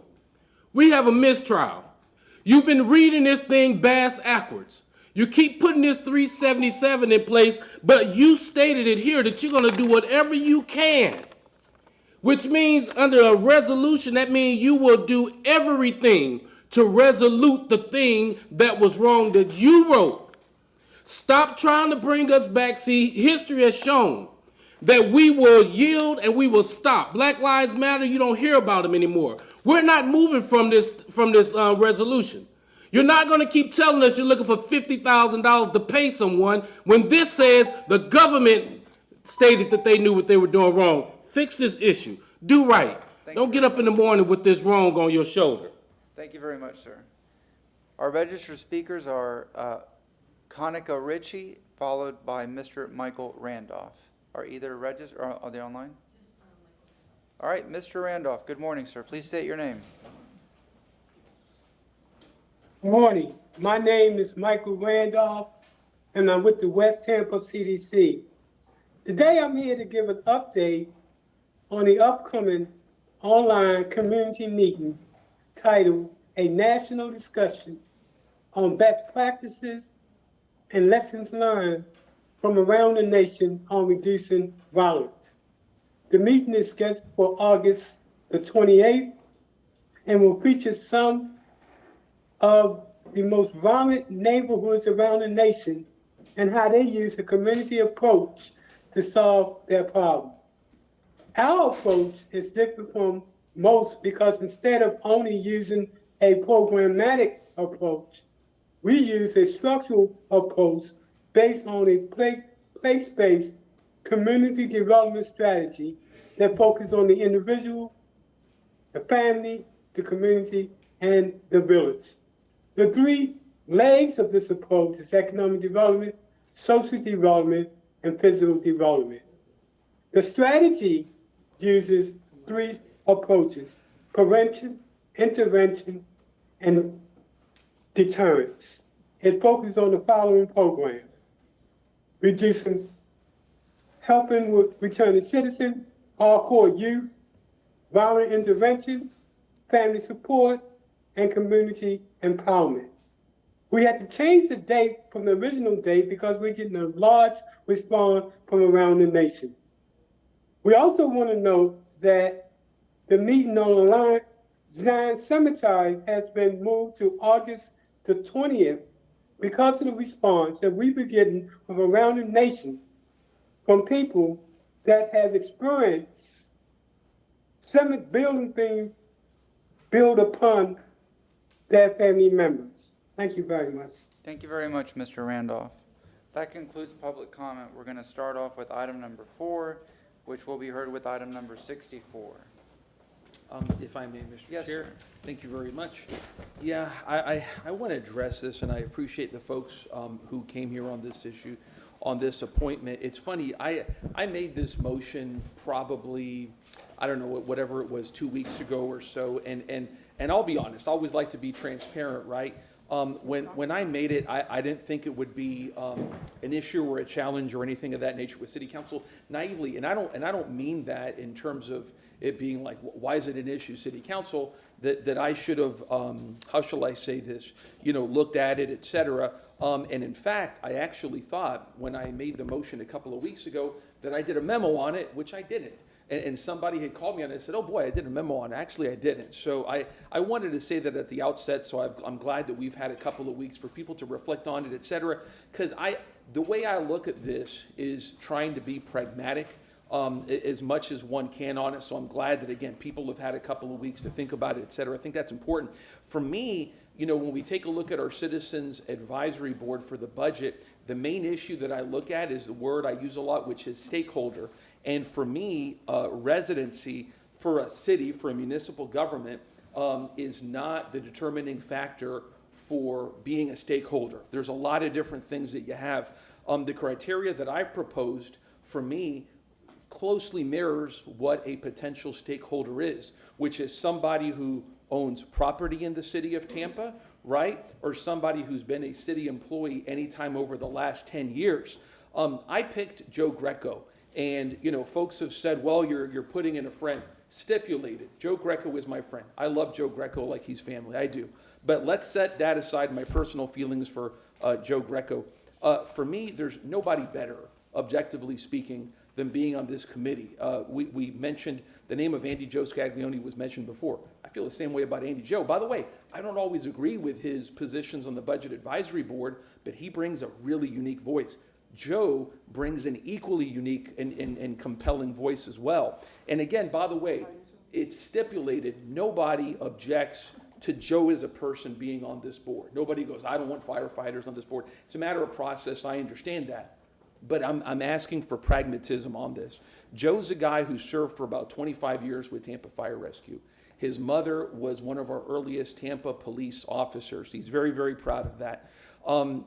He's a stakeholder. He is. More importantly, or just as importantly than that, he was the president of Tampa Firefighters Local 754 during a very pivotal time. He was responsible in large part for Fire Station 25, working on it to help push through help for the men and women at Station 13. He saved taxpayers hundreds of thousands of dollars by spearheading the health trust for police and fire. Joe advocated like that very, very hard, saving taxpayers, right? Saving taxpayers.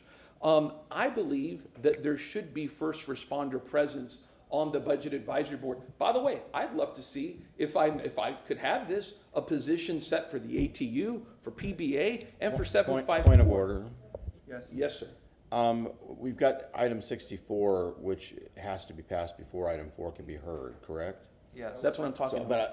But I think but you're specifically talking, item 64 doesn't talk about any one person. It talks about just the procedures of voting. So I think you should stick, if we have to deal with 64 first, I think you should stick with the merits of 64 and not discuss the persons that are involved in it. I was talking about actually, so this does support 64. This does. Because when you talk about the standards that are put in 64 for the three prongs that I'm suggesting, Mr. Greco is an example of that. So the two are intertwined.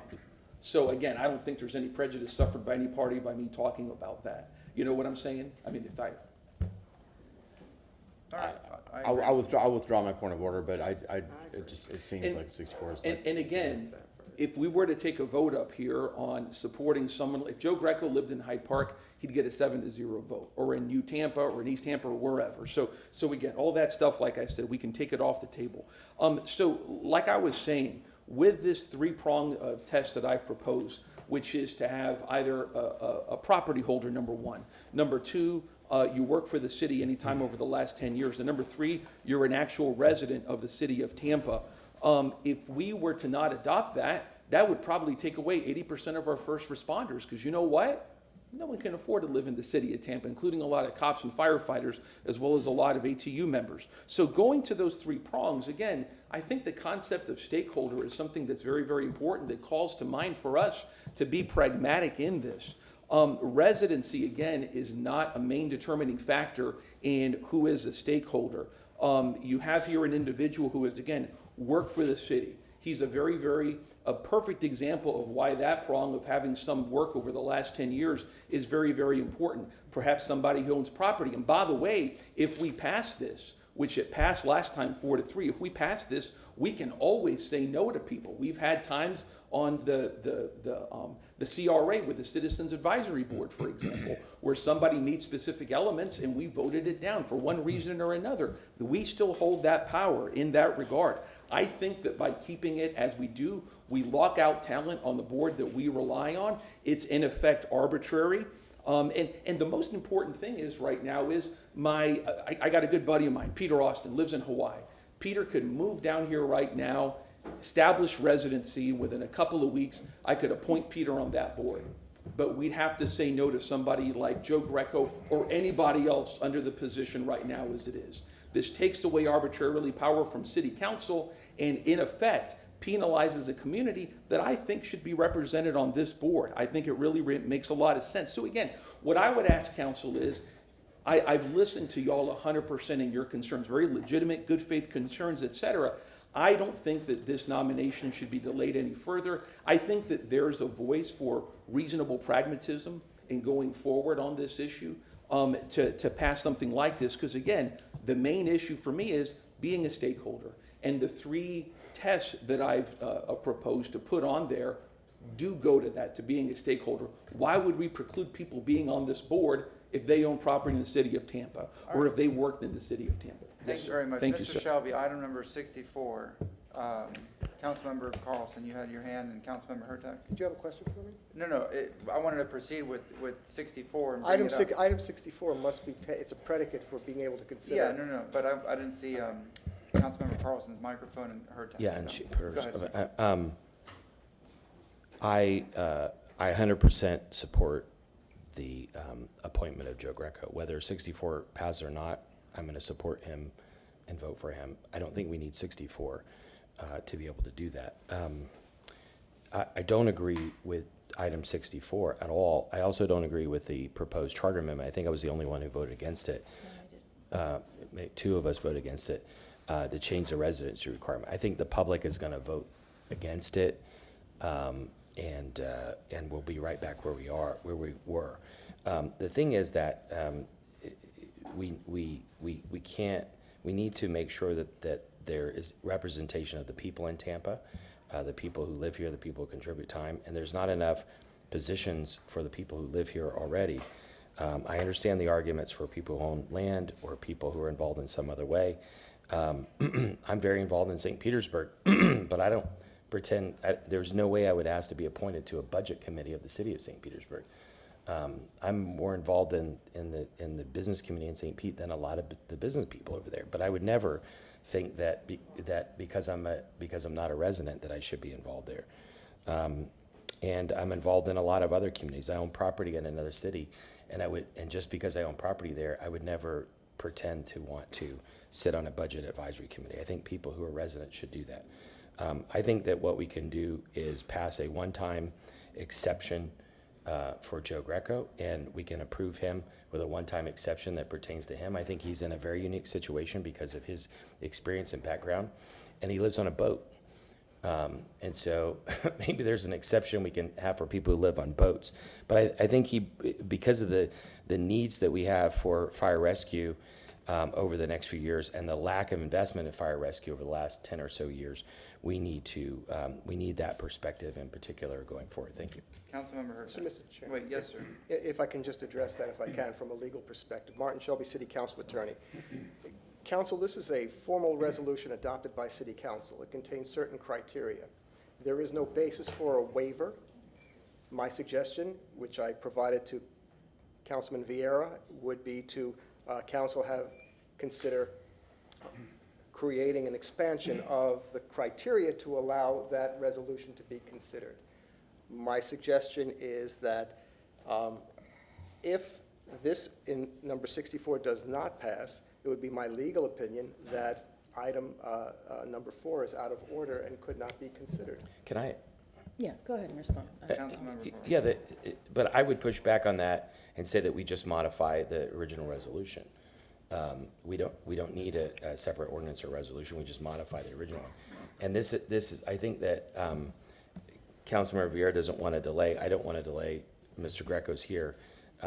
I think that this can easily be resolved. I have not been working on it because it's not my issue, but it seems like an easy thing to resolve. What do you say? If I can just understand. Instead of adopting the resolution, offering some kind of waiver specifically for Mr. Greco. Or modifying the resolution. I have not had a This does modify the resolution. The resolution will have to be recrafted with that language added. So in other words, and the thing is, rather than get into the subject of modifying the resolution and having to reprint it in its entirety, I didn't want to open up that for whole discussion of beyond what was requested in the motion. But if council wants to, let me ask you a question, Mr. Shelby. If we pass I'll go to Councilman Hurtak. But if we pass a resolution today, appoint Mr. Greco today, yes, and then come back with another resolution that adds in that, waiver and everything. from- That resolution will be, I will reprint that resolution to comport it with this resolution expanding the criteria. Okay. No, Councilmember Hurtak. So here's the thing, we already approved someone using the old one that doesn't live in the city. So I don't see why this is an issue. However, I'm gonna go on because it's my turn. Okay. This is not a stakeholder budget advisory committee. It is not. Quite frankly, I don't think now knowing that Andy Jo Scaglione should be on the budget advisory committee. I am actually gonna go the exact opposite way and basically say, if you're not a citizen, you shouldn't serve on this board. There are 400,000 plus, probably what, 410 now? 400,000 plus people who live here that could do this job. And I completely understand your point. I'm sure he's a wonderful person.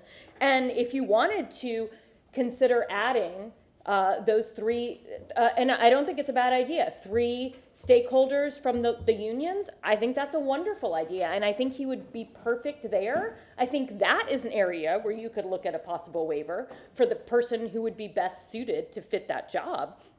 But this is a Citizens Budget Advisory Committee. We do it for pretty much every other committee. You can't be a variance review person and live in Pasco. You can't do that. And it is not the rule, it's the thought behind the rule. If we start making all these slight changes, then all of a sudden the mayor could live in Pasco. Like, I'm just extrapolating, but we really, I want people who have to pay their taxes here. Like personal taxes. I want people who have to deal with their garbage being picked up. I want people who are concerned about those types of issues and the things that they have to do every day in their personal lives to be on this Citizens Budget Advisory Committee. So I'm gonna go the exact opposite way. I will neither vote for 64 nor 4. But I would absolutely support the expansion to include the unions on this very important board. Councilmember May I just make a comment? Yes. Just as an aside, this board has to comply with the state code of ethics and the city code of ethics relative to conflicts of interest. They cannot vote or participate in anything that, or I guess they can participate, but they still cannot vote, if I recall, for appointees. Anything that inures to their special private gain or loss. So anything related to having this union on this board, they probably will not be able to have, and subject themselves to conflict of interest charges. Then maybe, like we do for some other boards, just a non-voting, subject matter expert. Still couldn't do that? Nope. We could just call, okay, well then, You mean just Even if they didn't vote, just to be subject matter If they experts. didn't vote? yeah, Just subject matter experts. non-voting members. To provide. You haven't done that, but then what you have is, are those so you're saying those non-voting members who have a stake in something, you want them to appear to be, public comment is open to everybody. Okay. It's a public meeting. That's fair And then. and we've had members of union. I take your come point. in there. Councilmember Clendenin. Yes, my issue in having a labor background and it's not, I had a conversation last night about this very issue. I believe that in protecting the process, creating structure, fair, equity across the way, so a rule for one is a rule for all. And it's a slippery slope to craft a rule specifically designed for one individual, because that one individual today may be a great person, the one individual tomorrow there may be other motivations, so we create these processes so that we have standardization and expectations, so everybody across the city, all these stakeholders in the city understand what that process is. I'd like to read a definition from Webster Dictionary. Citizen, a noun, an inhabitant of a city or town. It's a citizen advisory committee. I mean, it's in the definition, and we use the definitions for our city business. I think it's just as clear as that. And I just like I've known Joe for a long time, and I know what a fine, upstanding individual is. This is not about any one individual or multiple individuals. I think it's about creating a fair and equitable process so that people have an equal understanding about what these committees are and what they stand for. If we wanted to pursue something, I would actually propose a substitute amendment and mirror the procedure we have with the administration, with our senior level staff on what our existing procedure is with senior level staff on residency requirements. We should, if we wanted to pursue this, we should not do what is proposed here. We should still have the definition of what it takes to serve on this committee, but then grant city council the ability to grant waivers up like a year at a time, up to X amount of years.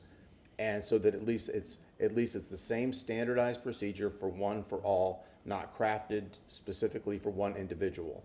And then we can still have that bite of the apple. So if there was an appetite for that at this committee to craft a substitute resolution to mirror what we do with the senior leadership for the city of Tampa, then I'm willing to go down that path, but I'm not willing to go down the path of crafting a rule just specifically so that we could accommodate one individual. Mr. Shelby. I just want to question Mr. Clendenin. That has not come back to council for final action yet, has it? The topics of who exactly that relates to. So you have not made that decision formally yet. Is that correct? I have not. I'm just subject to discussion. Councilman Moran. Thank you, Chairman.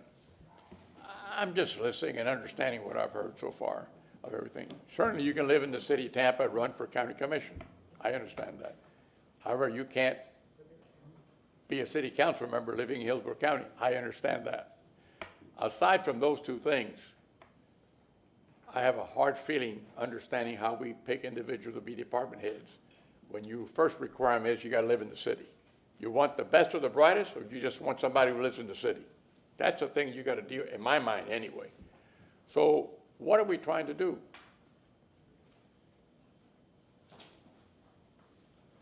I believe that anyone that is the most qualified, that understands that pay taxes in the city, that has either a business or a commitment to the city, has the opportunity to be on the Citizen Advisory Board. I don't care where you are. I don't care how much money you have, how much money you don't have. I don't care about none of that. But if you're going to preclude the best and the brightest from applying, and I tell you, the smartest man I ever met, I didn't know. That's a gentleman we hired to run the CRA. We hired him in the morning, and he turned us down in the afternoon. And he had to relocate from wherever he was from, Orlando or someplace. But to put somebody in that stressful thing to find anything you want in the city of Tampa under $450,000, and you're not finding anything, that's not a teardown. We have created this ambience for whatever reason. Maybe the people really like Tampa and they all want to move here at the same time. I don't know. Maybe it's the weather. Maybe it's not that it doesn't snow that often here. Maybe never. Once, I think, in my life. So what is it we're looking for? We're looking for the best, or we're looking for somebody who has the criteria. Say, I live in the city. You might live in the city today, but the way it's going, from what I see here, and I appreciate everything that my good neighborhood brought in about the apartments and so forth and the cost of rents, this problem's not going to get any better.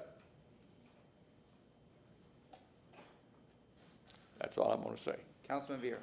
Yes, sir. So this is what I propose today, Council, because again, I think this is something that calls for common sense and pragmatism, and what Councilman Clendenin said, I think makes sense. But this is what I say today, because Councilman Carlson also brought up a good point, which is we have Mr. Greco here. We want to confirm him here today. This is what I would propose is we passed a resolution to allow Mr. Greco to go with the rule change, and then I similarly motion to have a new rule change for the waiver as proposed by Councilman Clendenin. That gets everything done. Everybody gets what they want, I think.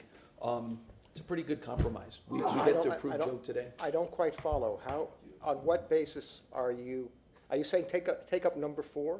No, Take up number 64. Take as up is. number 64 as is. Pass it. We confirm Mr. Greco today, And then- right? And then that causes us to look at the larger issue of waivers I understand what you're Councilman Clendenin, which I'm all on board. I think that's a great idea. I think that's a great compromise.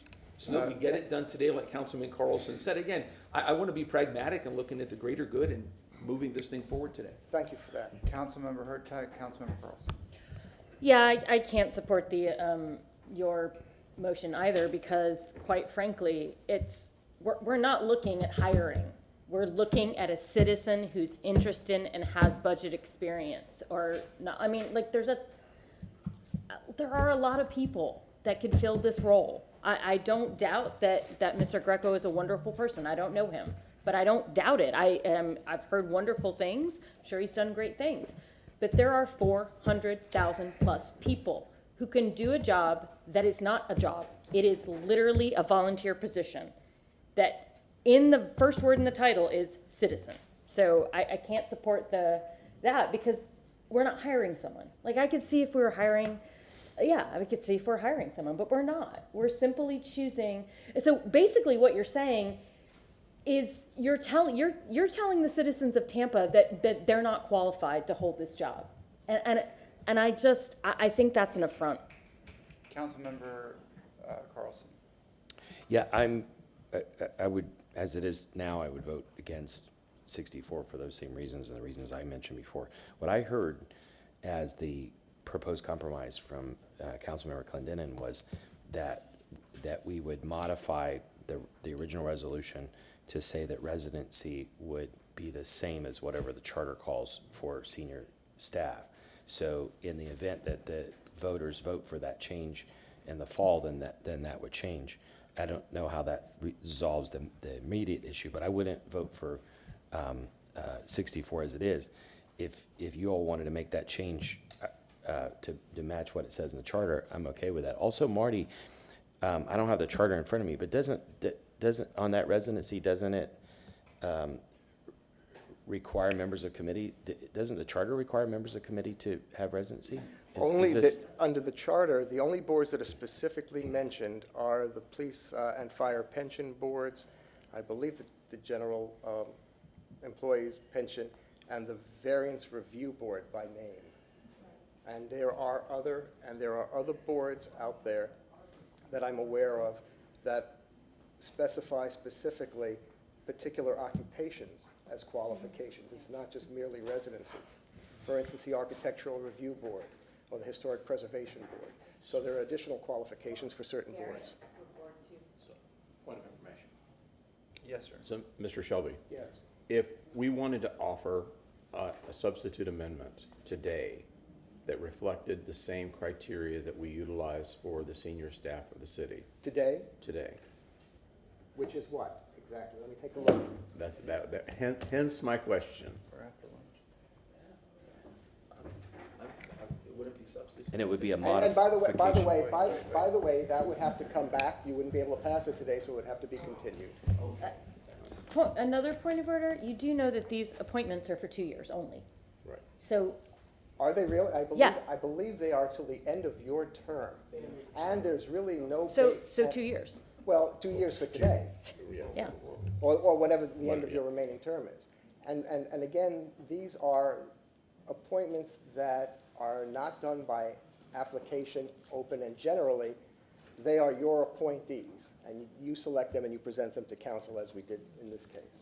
Councilmember Vieira. Yes, sir. So so first, I think we should move for 64, see where that goes. But what I want is so that I don't have to move for 64 is, Mr. Shelby, could we do a resolution today merely saying that residency can be waived, right? And we vote on it later today? Can we do that? No. And why is that, if I may ask? Well, I have to, first of all, are you creating within the ordinance? You're making a motion to amend the ordinance to say, because it presently states residency is a requirement. Mm-hmm. So you're requesting a resolution that says that provision can be waived. Yes. Which begs, okay, on what, a supermajority vote? However it is. Well, I'm not prepared to do that, and it should be in the form of a resolution because it should be amended. So, point of information. Yes. Why couldn't I just do a substitute amendment to 64, placing the language in that we want to that reflects the same criteria? that the administration uses for, why couldn't we just do a substitute and act on that today? You can, I guess you can, but I just need to, I don't have all the information. So you're relying on something that's in the charter, and I have to make reference back to the charter. So can I make a motion that we defer consideration on 64 till after lunch while Marty Shelby has opportunity to research that and bring back the language that we could do a substitute amendment for? So if I may ask, yes, so let me first, to get this out of the way, because I don't want to give up on this, so that we don't risk not voting in Joe today, which I think we all want to do in one way or another, maybe under different circumstances, which I respect, is let me first move 64, just to get that issue out of the way. I move 64. We have a Well, no, motion. point of order, just for consideration. If you move 64 and it fails, it's gone. We can't put a substitute amendment on it. Is that so? Do I wipe it out? There's always motions for reconsideration of legislative Only matters. people who vote on the other side of it. From somebody on the prevailing side. That's So true. how You're right. about this then? So Mr. Shelby, let me defer then on 64 until such time today. And my question that all I want asked is can we amend the resolution to say that the residency requirement can be waived? And can you do that after lunch? Yes. And by the way, I can at least report back after lunch, Okay, certainly. okay. We have a motion to defer this after lunch from Councilmember Vieira. Do we have a second? Second. Second from Councilmember Clendenin. All in favor? Aye. Any opposed? Yeah. And thank you. And I'm sorry, did again, you get that vote? I did that Wait, wait, because. I want her to read the Sorry, vote. I'm sorry. Motion carried with Hurtak voting no and Henderson being absent. Thank you. And if I may, Mr. Chair, I did that because we don't have the votes for 64, and if that goes down, which again, it is what it is, it could sink the whole ship for today, and I want the ship to sail today, potentially. Yes. So here's my question for Mr. Shelby. We literally have someone on the board right now who isn't a resident, and we already approved that person. That person was approved, well, that is a more complex question because it goes back to whether their background checks and the residency was done at the time. If this was an oversight, Okay, then I'm just saying. it may have been an oversight that has practical effects if this doesn't pass. Thank you very much. All right. Item number, Oh, and I have one, this is not on this, it's for time. I was informed that the Italian Club will not be coming today, so I do a motion to remove that from the agenda, if I may. And let me substitute that with first, the Citizens, or the Budget Advisory Board will have that heard first after lunch. we have a motion from Councilmember Vieira. Do we have a second? Second from Councilmember Clendenin. All in favor? Aye. Any opposed? Yes? And the Italian Club is item 63? Yes, sir. Thank you. All right. And what about the number 4? Wait, it'll That's come how- back after lunch. It'll be as part of 64. We don't need to vote it together. No. Yeah. Item number 5, this is a resolution confirming the appointment by the mayor of Move the Catherine resolution. Coyle. We have a motion from Councilmember Hurtak, second from Councilmember Miranda. All in favor? Aye. Aye. Any opposed? All right. Okay, item number 11 is pulled for discussion. We're going to hear that under staff reports, as you requested, Councilman Vieira. So if you would move items 6 through 13, with the exception of 11. I move items 6 through 13, except for 11. We have a motion from Councilmember Vieira. We have a second from Councilmember Clendenin. All in favor? Aye. And by the way, can I just get 11 out of the way, just really fast? Oh, Is you that just okay? wanted to bring it up? Yeah, Yeah, go ahead. just to let folks know that, so this is the speed cameras in school zones that I think is great. I wanted to give a shout out to Tracy Coster, state representative, who's part Pinellas, part Hillsborough County, who worked really hard on this. She's a really good attorney, a family law attorney. And this is something that I strongly support. It's very narrowly tailored. I believe it's 30 minutes before and after school time. The tickets are limited to $100. And you have to be 10 miles or over the speed limit. So it's something that's very, very narrowly tailored. I think there's 13 schools. I saw Sulphur Springs, Shaw, and a couple of others that are there. So no, I just wanted to highlight this, that this is something, number one, that if you're going to be speeding in a school zone, you're suspect. But number two, that I think this is a great thing. And I also wanted to, again, give a shout out to Representative Coster on this. That's all. Councilmember Carlson. Yeah, I just want to say the speeding in school zones is a problem. It should be enforced. I voted in favor of the motion to enforce them with this technology. However, I don't agree with the city outsourcing it to a private company and the revenue sharing that the city has proposed. We've heard tremendous negative feedback about the contracts with the red light companies over the years. And so I'm in favor of using the technology and enforcing. I'm against outsourcing it to a private company and the revenue sharing. So I'll be voting no. Thank you. Councilmember Hurtak, Clendon. No, I was just gonna, Oh. I take over for Councilmember. Councilwoman Henderson. so. Councilmember Clendon. Everybody probably knows, because I was the only dissenting vote on this to begin with. I'm still going to vote against this for a lot of the reasons that Councilman Carlson just spoke of, but also more systemic. I also understand there's an issue with in this contract of when it expires, that it is based on the installation of the last camera. So literally, they could put the last camera in and then get an automatic extension, like wait and put the last camera in and get a lengthy extension. So I'm concerned about it as well, so I'm actually going to vote against this. Councilmember Moran. I can only say that not only this is needed, I think Polk County has a deal with they have a deal with the cameras that they have on the school bus. And how many times you see that stop sign come by, and how many cars whistle by like it was going to the fairgrounds to have a nice time at the fair. But we got to protect our children. They're the leaders of this country to be, and that's why I support this. Mr. Shelby, what were you saying? That there's a vote connected And with this? I believe when you approved the agenda, you were going to take this up before staff reports, is that correct? Well, he said that, let's just get out of the way, so, all right. And I think you had a motion. No, it's your committee. Oh, I'm sorry, so moved. We have a motion from Councilman Vieira. Do we have a second? This is just for 11. We have a second from Councilman Miranda. We'll do a roll call vote. No. Henderson? Vieira? Yes. Miranda? Yes. Carlson? No. Kurtek? Yes. Maniscalco? Yes. Motion carried with Clendenin and Carlson voting no and Henderson being absent. All right, Councilmember Hurtak. Yes, You have. I'm moving items 14 through 23. All right, we have a motion from Councilmember Hurtak, second from Councilmember Miranda. All in favor? Aye. And then items 24 through 26. We have a motion from Councilmember Hurtak, second from Councilmember Miranda. All in favor? Aye. Any Could I opposed? make? Yes? Can I say one thing? On item number 21, I just want to thank the administration for moving quickly to fund community stepping stones, especially in light of the closure of the Sulphur Springs pool. So this is bringing needed resources to Sulphur Springs. Thank you. I totally agree. And just so you know, that there's also a budget item in FY25 budget for stepping stones as well, because it support the program. It's a wonderful organization. All right, we voted on that. Councilman Miranda, you have the Finance Committee? All right, we have a motion for Councilman Miranda. Do we have a second? Second. Second for Councilmember Clendenin. All in favor? Aye. Any opposed? Councilmember Carlson, 31 through 43. Yeah, I need to read 31, I need to move 31 through 41 and then read 42 and 43 separately. Oh, So- that's right, that's right. So I move 41 through 31 through 41. All right, we have a motion from Councilmember Carlson and a second from Councilman Miranda. All in favor? Aye. And yes, you do have to announce 42 and 3. So I just read the red part? So I move the resolution file number BF 24-7646.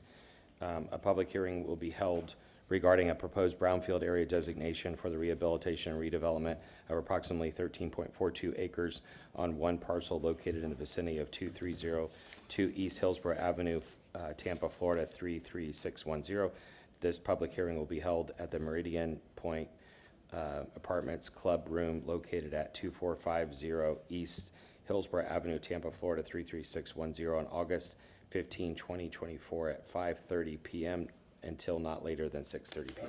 We have a motion from Councilmember Carlson, second from Councilman Miranda. All in favor? Aye. Any opposed? Now read item 43. Yeah, I'd like to move item number 43, file number BF 24-7647.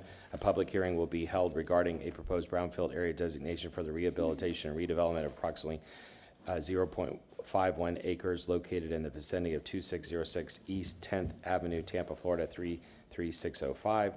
This public hearing will be held in the Mantega Meeting Room in the Hilton Garden Inn, Tampa Historic Ybor City, located at 1700 East 9th Avenue, Tampa, Florida 33605 on August 21st, 2024 at 5:30 p.m. until not later than 6:30 p.m.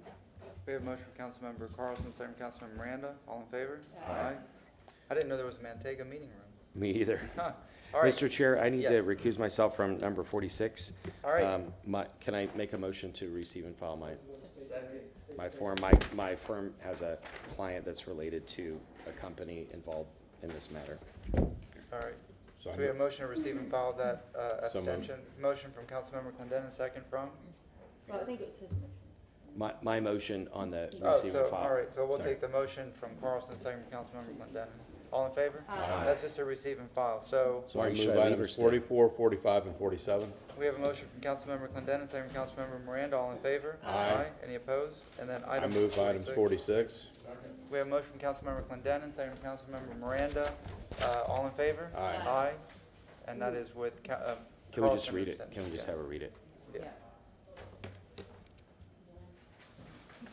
Can you just read my abstention, please? Motion carried with Carlson abstaining and Viera and Henderson absent. Thank you. All right. We have a lot of review hearings. We're gonna stop for lunch at 12 o'clock. All right, may I have a motion to open all the public hearings? We have a motion from Councilmember Miranda, second from Councilmember Clendenin. All in favor? Aye. When you Yes, say sir? all the public hearings, that is only, in this case, would be 49 and Oh, I'm 50 sorry, yes, because, 49 through 50 because the review hearings are at 1:30. that's correct. You know, All right. Mr. Chairman, if you do get through these in time and you do have extra time, perhaps there'd be opportunities to take staff reports before you have to break for lunch, if you have that Wishful opportunity. thinking. Yeah, that was the old days, Marty. This is a new council. Sorry. As much as I agree. All right, item number 48. We don't need to have folks, well, it's the city, but we don't have to have folks sworn in yet, so, yes, ma'am. Good morning, Council and Mr. Chair, McLean Evans from the Legal Department. This is second reading on an ordinance to make permanent one-day-a-week watering in the city of Tampa and for all of our service area. It provides enforcement and also protection for those users who comply. We have staff here if you have any questions, as am I. All right, any questions? Yes, ma'am. The only questions I have, and maybe, I'm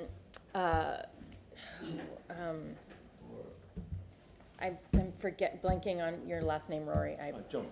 Mr. Jones. So maybe Mr. Jones can help answer, but we've gotten a couple of emails from folks who are not necessarily just concerned about that, the moving it down to 1 day a week, but we've gotten concerns about enforcement and how folks will, turn people in and then nothing happens. And so if you could extrapolate a little bit on what people can do, how we can make sure that 1 day a week watering is maintained, I think the public would appreciate that. We have amped up our patrols and the number of hours we're patrolling. We have seen the enforcement, the tickets really drop off, so people are abiding by that. But I am, and we are hearing that when citizens are calling in, they're still seeing those individuals violate day after day. We are following up with our enforcement team and hoping to stop that behavior as well. So it's a learning point for us that we're reacting to. Yes, sir, Councilmember Carlson.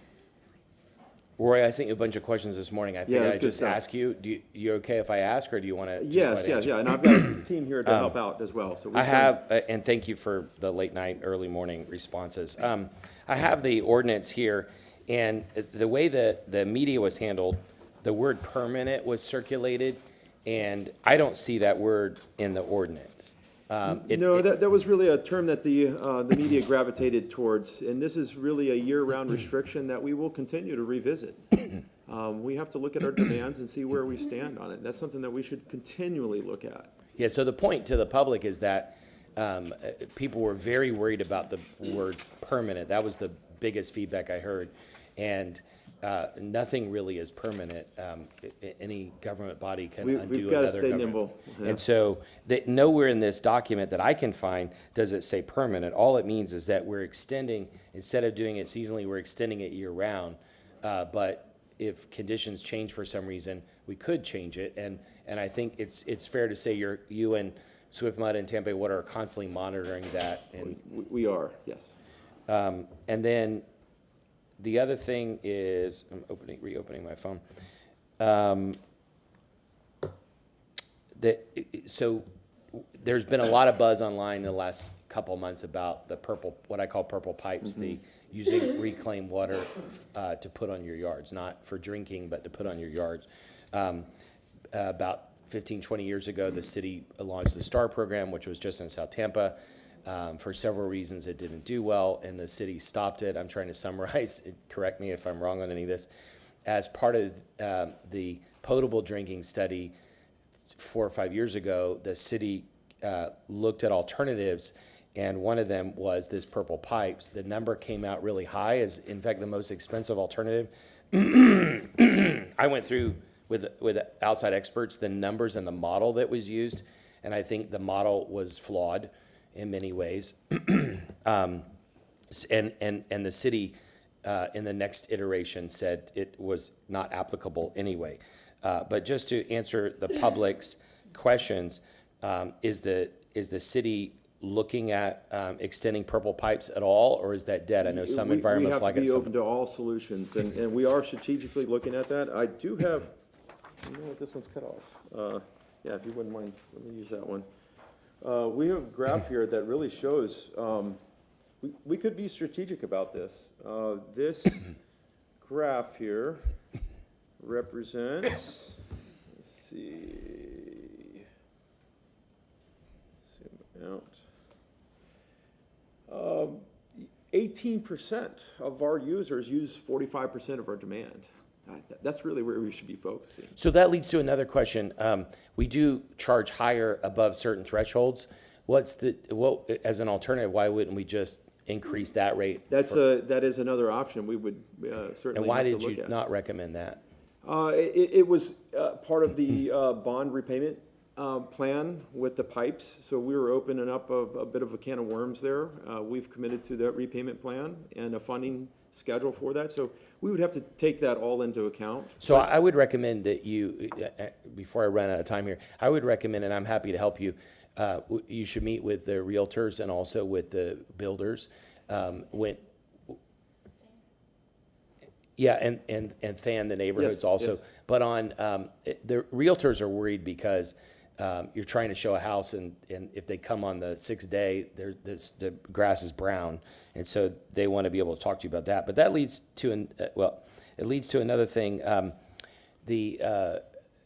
Specifically, microjets are excluded. Correct? So if somebody has microjets in their or micro watering devices in their yard, watering that they can water any day, right? That's specific. Micro irrigation is excluded as long as the emitters are less than 30 gallons per hour. I'll have to go back to the code. And if somebody wants it's in the ordinance. It's a low flow, and we define what that means. And so it doesn't mean you can't water at all. Correct. But I mentioned I finally took part of Councilmember Miranda's advice after 5 years of listening, and by switching to microjets, mine went down to 1/10 of what it was before or less. And so for people using microjets, is there a number they can call or something to talk to you all to see if they're specific? Yes. Go ahead. Yeah, so we actually have an irrigation evaluation program that we can speak more to. Your name, ma'am? So sorry? Your name? Sarah Burns, I'm the planning manager for the water department. And we do have an irrigation evaluation program that's very successful. Our team goes out and will meet individually with homeowners to help them irrigate better. Because a lot of what we're seeing here on this far right, people are not irrigating appropriately. So they don't actually need that much water to keep their lawns alive. And we can help them get there. We have a team of experts. You can also hire a licensed irrigation specialist who's with the Florida Irrigation Society, and they also are really wonderful at what they do. So we can just help people learn to use water more efficiently. How do they contact you, and how do they reach out? Julia, do you want to, or Ileana? Yeah. Do you have a website or something? Ileana Hernandez, environmental specialist for the City of Tampa Water Department, and our email is savewater@tampa.gov. Our website is also tampa.gov/savewater. We can also be reached via phone, area code 274-8121, option number 5. And the last thing, the press conference was the other day that Councilmember Miranda went to, there was an individual who put xeriscaping in his yard, and Councilman Miranda did it a long time ago.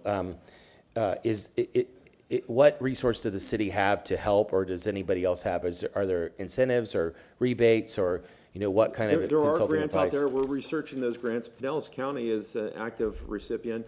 They have an incentive program as well. Florida Friendly Landscaping has grant programs that we're looking into. But is there anything now that an individual, if they want to switch, I got some price on it, it's really expensive. Are there any rebates for folks that they can now, or Not what? directly from the city of Tampa, but through these programs, yes. Florida Friendly Landscaping works with the UF IFAS. They have an agent here locally that can administer that. And the last thing I'll say is that you did a good job explaining that, although we can buy from Tampa Bay Water, we still need to be careful about conservation throughout the region. And so there is a regional conservation issue, but also there's a cost issue. And purple pipes, whatever the final cost, would be expensive, and all ratepayers would have to pay some of it.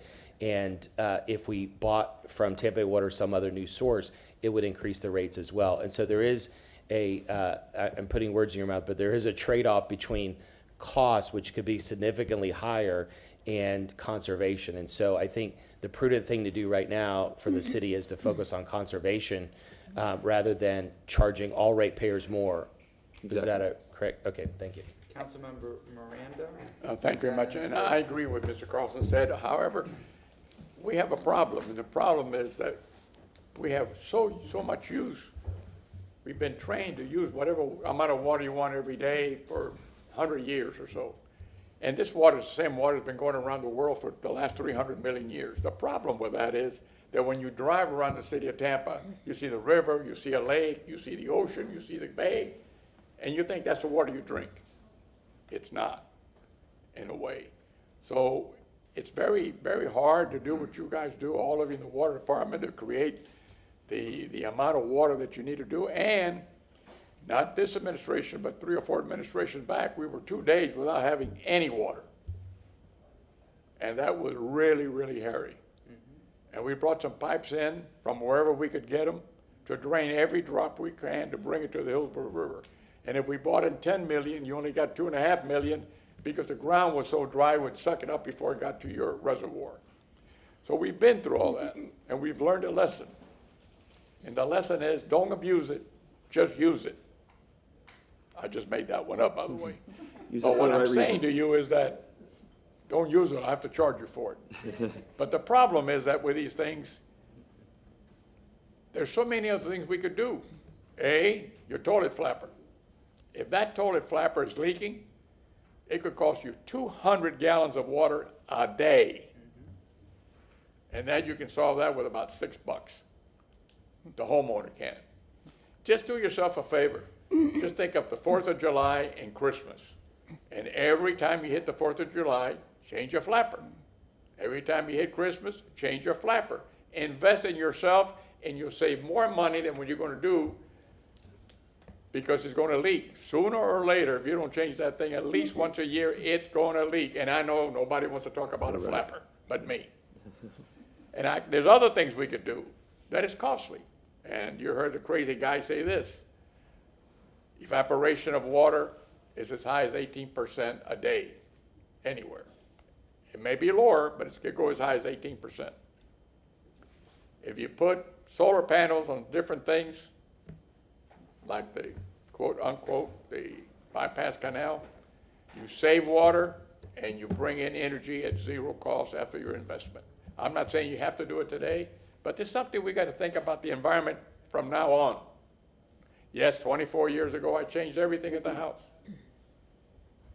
I have no lawn. Yet there's still green there. I had plants that I don't water, but they grow. And in fact, now I got to change all the rock because the liner went bad and I got weeds coming up. So now I got to do some work. So if anybody want to volunteer, I'll give you a job with me. But these are the things that you have to do to work with the environment.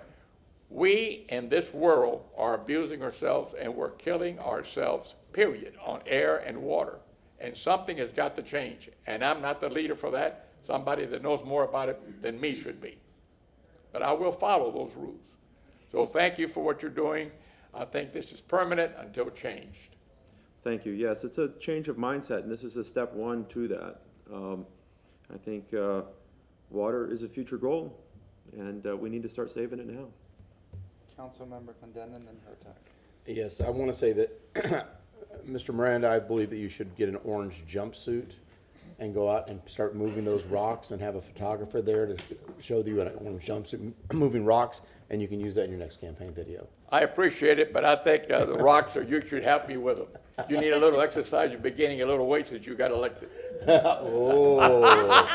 How do you like that? Only a friendly thing. Don't get red on me. I love you, man. A2, I'm Charlie, A2. I'm laughing with you.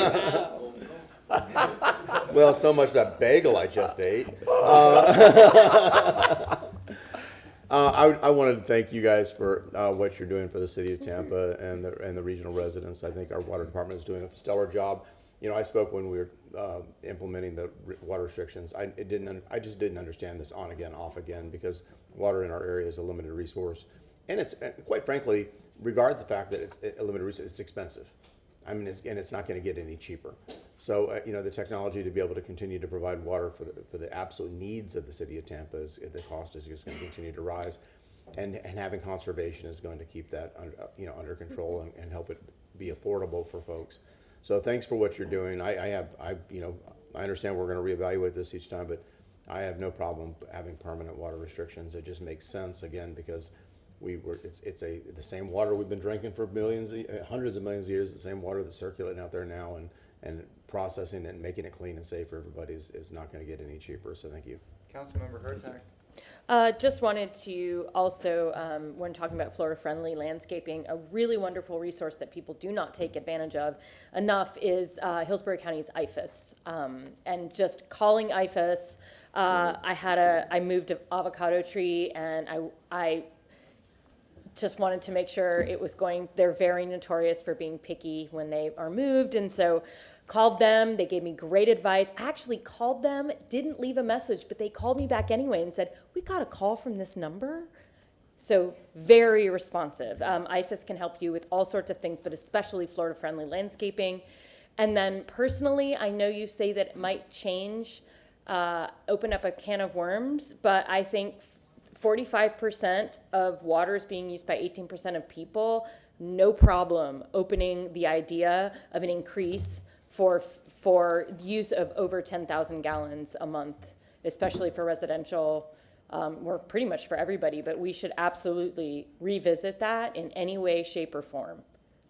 Double it, whatever we need to do, but maybe start by just sending information out and maybe you've already done this, letting people know, hey, you're using do you know you use so much water and this is ways we can help you, but then also I really do believe we need to look at an increase in fees for people who are using the resources. This goes to all the resources we have. If you use more, you should be paying more. Councilman Ryan.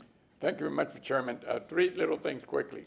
I certainly hope that the city does not violate its own ordinance. There's a lot of things that we water. There's a lot of things that we keep up. So that's number one. Number two, I want to thank your department. I've gotten a couple of emails from people that they've been corresponding with, and they were very, very happy that everything that they asked was answered. So thank you all personally for what you've done. And number three, what was number three? I think I forgot. I had so many things in my head here going on.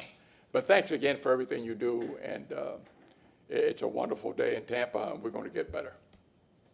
All right. Appreciate your support. Yes?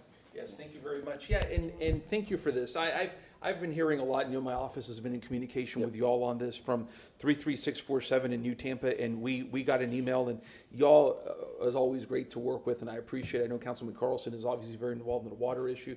Councilman Miranda, just a wealth of knowledge, et cetera.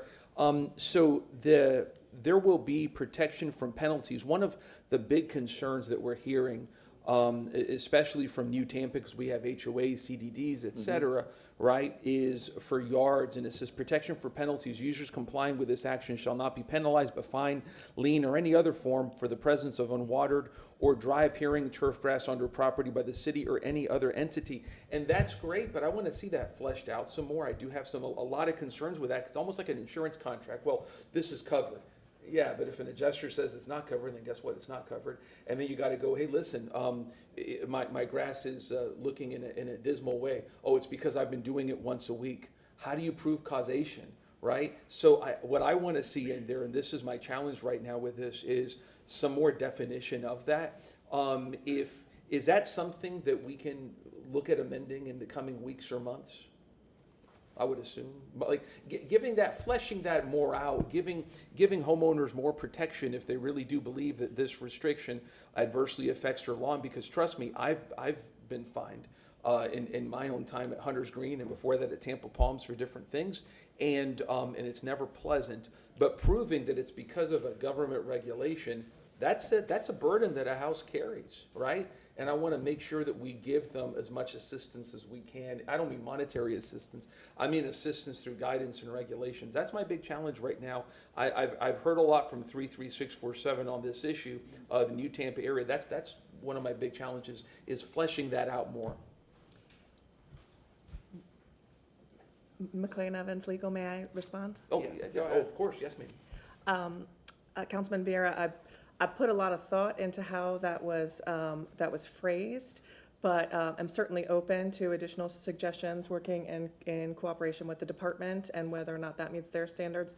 The intent that I was thinking was, as the city, we only have a certain amount of jurisdiction in terms of the fines that we issue and that sort of thing. However, the way that is phrased, the and any other entity would provide a private cause of action protection if there's a dispute between two private parties that don't involve the city. I think I'm certainly happy to meet with you and or anyone else from council and take input if you have ideas on how to tighten that up while not overstepping the city's legal ability for enforcement. And I appreciate that. So if this moves forward, which it sounds like it will, I would like to set up something with yourself, me, and a couple of folks from New Tampa, I think Maggie Wilson among others, to talk about this. Because again, New Tampa is very unique in that regard, and I want to make sure that I, make allowances for that. Because again, saying that it's a defense, you show that to a HOA or a CDD, they go, yeah, that's great, thanks, we're still fining you. You know what I mean? And as you know, this is the big challenge in a lot of these communities.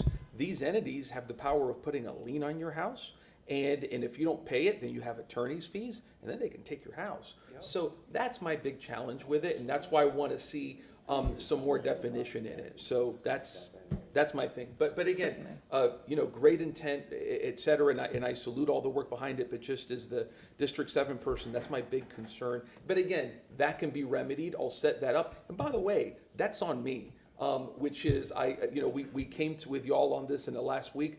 I should have come last month. So mea culpa, okay, or whatever. But I will be meeting with y'all in the next month or two on it with some New Tampa folks to see how we can better equip that for New Tampa. Certainly, I'd be happy to do that. And also, there's nothing to say that the city can't provide as much support as possible in the form of our public records showing the user's actual use and records.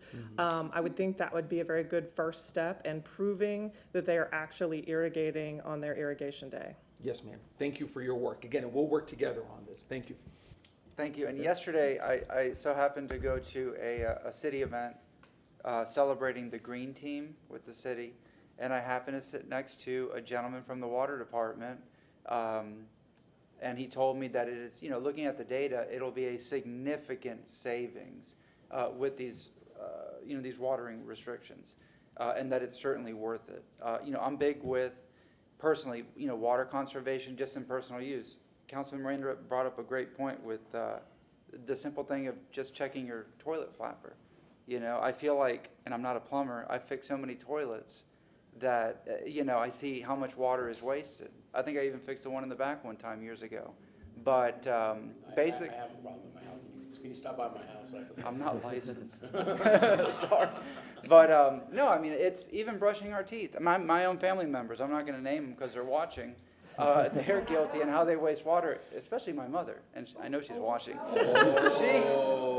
I mean, she keeps that sink running, she keeps that, but so many little things that add up. I mean, just a toilet flapper, 200 gallons a day of water. I mean, you think, oh, it's just trickling, it's making a little bit of noise. You know, so many things. I'm not gonna go deeper and deeper. But thank you for all your hard work. You're a great department, you have a great team. Many of you are right here. I remember, I don't know, maybe 25, 30 years ago, I think the city had stricter restrictions because my grandmother got cited.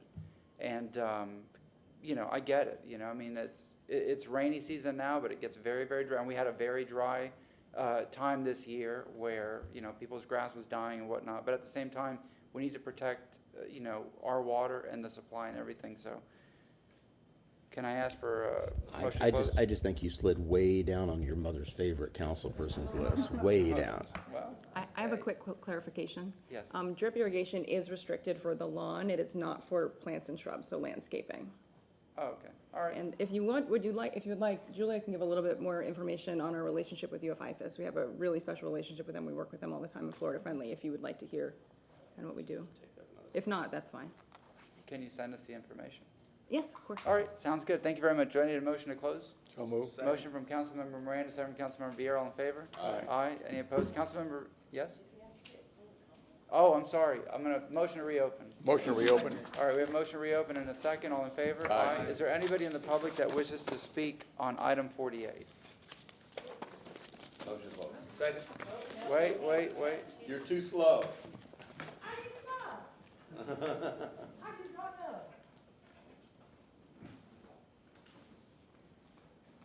If I had known, I would have been up here. Last time, it's Jones, right? Rory Jones? Okay. Okay, the last time Mr. Jones was here, he said, only watering our grass 1 day per week saved the city 6 million gallons of water per day. Let that sink in. We saved 8% of the entire city's water supply per day by not watering twice a week. Save water. And I'd like to point out, we need to quit freaking putting down grass. Every time that sod comes before this council, it's at least $500,000. And then we piss away more water and more money to water it. Let's spend the money on trees. Let's put down. Grass is the cheapest to put down, but it's the most expensive to maintain. The city needs to quit wasting their money on grass. Thank you. Name? Oh, Stephanie Pointer. That's right. We gonna get a motion to close? So moved. We have a motion from Councilman Miranda, second from Councilman Vieira. All in favor? Aye. Councilmember Miranda? Thank you, Chairman. Item number 48, an ordinance being presented for second reading adoption, an ordinance in the city of Tampa, Florida pertaining to utilities, amending the City of Tampa Code of Ordinances, Chapter 26, Utilities, Article 2, Water, Section 26-97, Water Conservation, providing for 1 day per week irrigation, providing for enforcement and penalties for violation, providing for protection from penalties and compliance, providing for definitions, repealing all ordinances, parts of ordinance in conflict wherein, providing for severability, providing an effective date. We have a motion from Councilmember Miranda, second from Councilmember Clendenin. Please record your vote. No, we don't even have it activated. Let's do a roll call vote. Pertec, Yes. Clendenin, Yes. Henderson, Vieira, No. Miranda, Yes. Carlson, Yes. Maniscalco. Yes. Motion carried with Vieira voting no and Henderson being absent. And may I, Mr. Chair? Yes. Yes, and again, I wanted to, and I think I was clear on that in my remarks, but again, my no vote, I look forward if this comes back to us once we've addressed those concerns to continue moving this forward, because it's obviously a great goal, but again, my concerns with the new Tampa issue, and everything, but that's it. Thank you. Councilman Carlson. Yeah, and Mr. Jones, we were talking about this last night, but anything you all can do to go to the public directly, because, as I said, this word permanent hit the media, and hopefully media are watching and they won't use it, but to the extent that that's out there, it's scaring people. And you talked about microjets and other things that can be used. To the extent that you can go even neighborhood by neighborhood, or if you can do groups of neighborhoods, and Than can help you with that, the more you can get out over the next 30, 60 days, the better to correct the misinformation that's out there. Thank you. Thank you. We'll do it. All right, thank you very much. We're gonna go to this alley vacation, vacating the alley, no vacation like that. Item number 49. Ross Samus, Development Coordination, presenting file number VAC 24-14. Get the clerk to share my screen, please. The applicant is Luigi Novembre. Property address is 1101 East Jackson Street. This is a proposed vacating request to vacate the alleyway located north of Washington Street, south of Jackson Street, east of Brush Street, and west of Nebraska Avenue. This application was filed on April 29, 2024. The applicant's reason for the application is the coordination with landowners for future development. The right-of-way was created by subdivision plat. The existing right-of-way is approximately 2,007 square feet. Here's an aerial view. Proposed alley vacating here in yellow.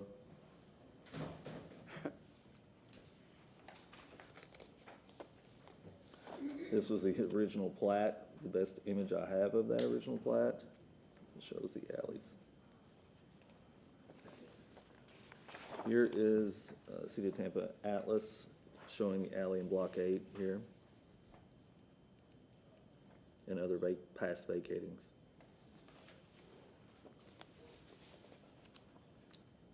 Here is an image of the alleyway looking northeast from North Brush Street. Here's an image of the alley looking southwest from Nebraska Avenue. Staff has no objections to this vacating request. Easement reservations are required by Frontier, Spectrum, and TECO. Special conditions consist of that natural resources must comply with Chapter 27 as regards to tree preservation and site design for any improvements placed adjacent to any vacated area. That concludes my presentation. Any questions for Mr. Samus? Nope. All right, thank you very much. Do we have an applicant here?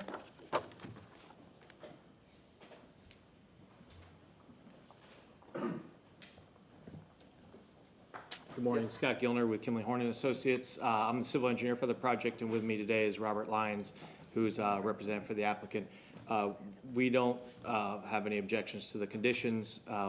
We're excited to be here. This is for the Aura development. You've probably seen it, the renderings that come up in Tampa tomorrow or whatnot, but this is basically just to complete the block so we can redevelop. We're in the DDR process now. Happy to answer any questions. Any questions? Yes?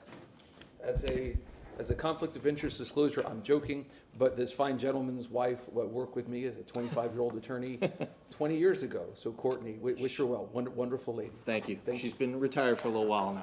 Good for her. Good for her. Thank you. All right, anybody in the public wish to speak on this vacating?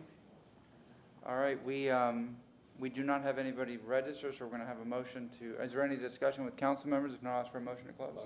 Motion to close from Councilmember Clendenin, second from Councilmember Miranda. All in favor? Aye. Councilmember Vieira. Yes, sir. I move an ordinance being presented for first reading consideration, an ordinance of the City of Tampa, Florida, vacating, closing, discontinuing, and abandoning that alleyway located north of Washington Street, south of Jackson Street, east of Brush Street, and west of Nebraska Avenue within the plat of Drew's addition to Town of Tampa subdivision in the City of Tampa, Hillsborough County, Florida, as more particularly described in Section 2 hereof, subject to certain covenants, conditions, and restrictions as more particularly set forth herein, providing for enforcement and penalties for violations, providing for definitions, interpretations, and repealing conflicts, providing for severability, providing an effective date. We have a motion from Councilmember Vieira, second from Councilmember Miranda. All in favor? Aye. Any opposed? Second reading and adoption will be held on August 22nd, 2024 at 10 a.m. located at 315 East Kennedy Boulevard, 3rd floor, Tampa, Florida, 33602. All right, we're gonna do item 50 and then we're gonna break for lunch. Item number 50. Ross Samuels Development Coordination, presenting file number VAC 24-15. The applicant is Faith, Hope, and Love Ministries with Frank Harvey Logan Incorporated. Property address is 4005 Short 30th Street. This proposed vacating request is to vacate the alleyway located north of Dr. Martin Luther King Jr. Boulevard, south of Ida Street, east of Short 30th Street, and west of 30th Street. This application was filed June 7th, 2024. The applicant's reason for this application is our ministry recently purchased a property on 4005 Short 30th Street and currently owns the parcel at 2916 East Dr. Martin Luther King Jr. Boulevard. The properties are divided by a dead-end alley, and the ministry would like to vacate the alley to connect the parcels, and we need it to legally connect the sewer and water services to the church, which is north of the alley. There is currently a utility request with the city of Tampa. This right-of-way was created by subdivision plat. The existing right-of-way is approximately 684 square feet. Here's an aerial view of the proposed vacating request in yellow, the applicant's properties in red. CSX Railway and Dr. Martin Luther King Jr. Boulevard to the south.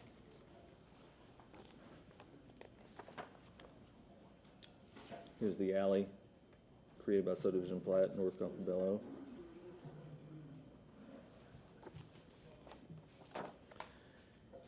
Here's an image looking east from Short 30th Street. The alley, the approximate location is here next to the building.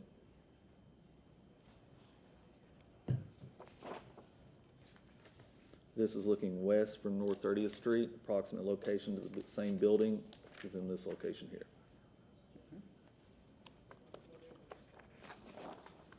Staff has no objection to the vacating request. Special conditions must comply with Chapter 27 as regarded tree preservation and site design for any improvements placed to adjacent trees in the vacated area. I would like to point out the staff report that I did submit originally had objections from transportation and urban design. I did have a chance to meet with them between now and that time that I submitted, and they did remove their objections because I brought it to their attention that the alleyway width is 6 feet, so it's substandard width in an alleyway, so I wanted to bring that up.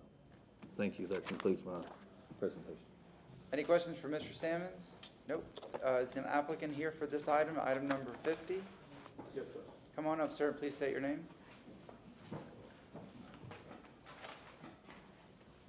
No, it's not, wait. Mr. Shelby, do we need to swear these folks in, because it doesn't say it here on the agenda, not quasi-judicial or anything? Okay, all right, yeah. Yeah, it says public hearings on legislative matters, but nothing else. Yes, sir, please state your name. Yes, hello, Council. My name is Frank Harvey Logan. I'm the Minister of Faith, Hope, and Love Ministries and the owner of the building and the adjacent lot.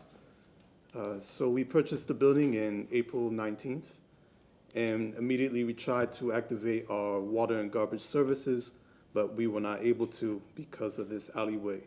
So we would really appreciate if you could help us in this situation. Okay, any questions? Is there anybody in the public that wishes to speak on item number 50?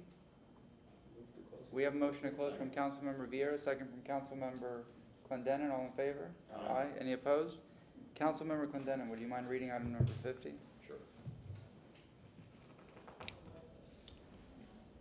File number VAC 2415, an ordinance being presented for first reading consideration, an ordinance of the City of Tampa, Florida, vacating, closing, discontinuing, and abandoning the alleyway located north of Dr. Martin Luther King Boulevard, south of Ida Street, east of Short 30th Street, and west of 30th Street, within the plat of North Campobello subdivision in the City of Tampa, Florida, Hillsborough County, Florida, as more fully described in Section 2 hereof, subject to certain covenants, conditions, and restrictions, as more particularly set forth herein, providing for enforcement and penalties for violations, providing for definitions, interpretations, and repealing conflicts, providing for severability, providing an effective date.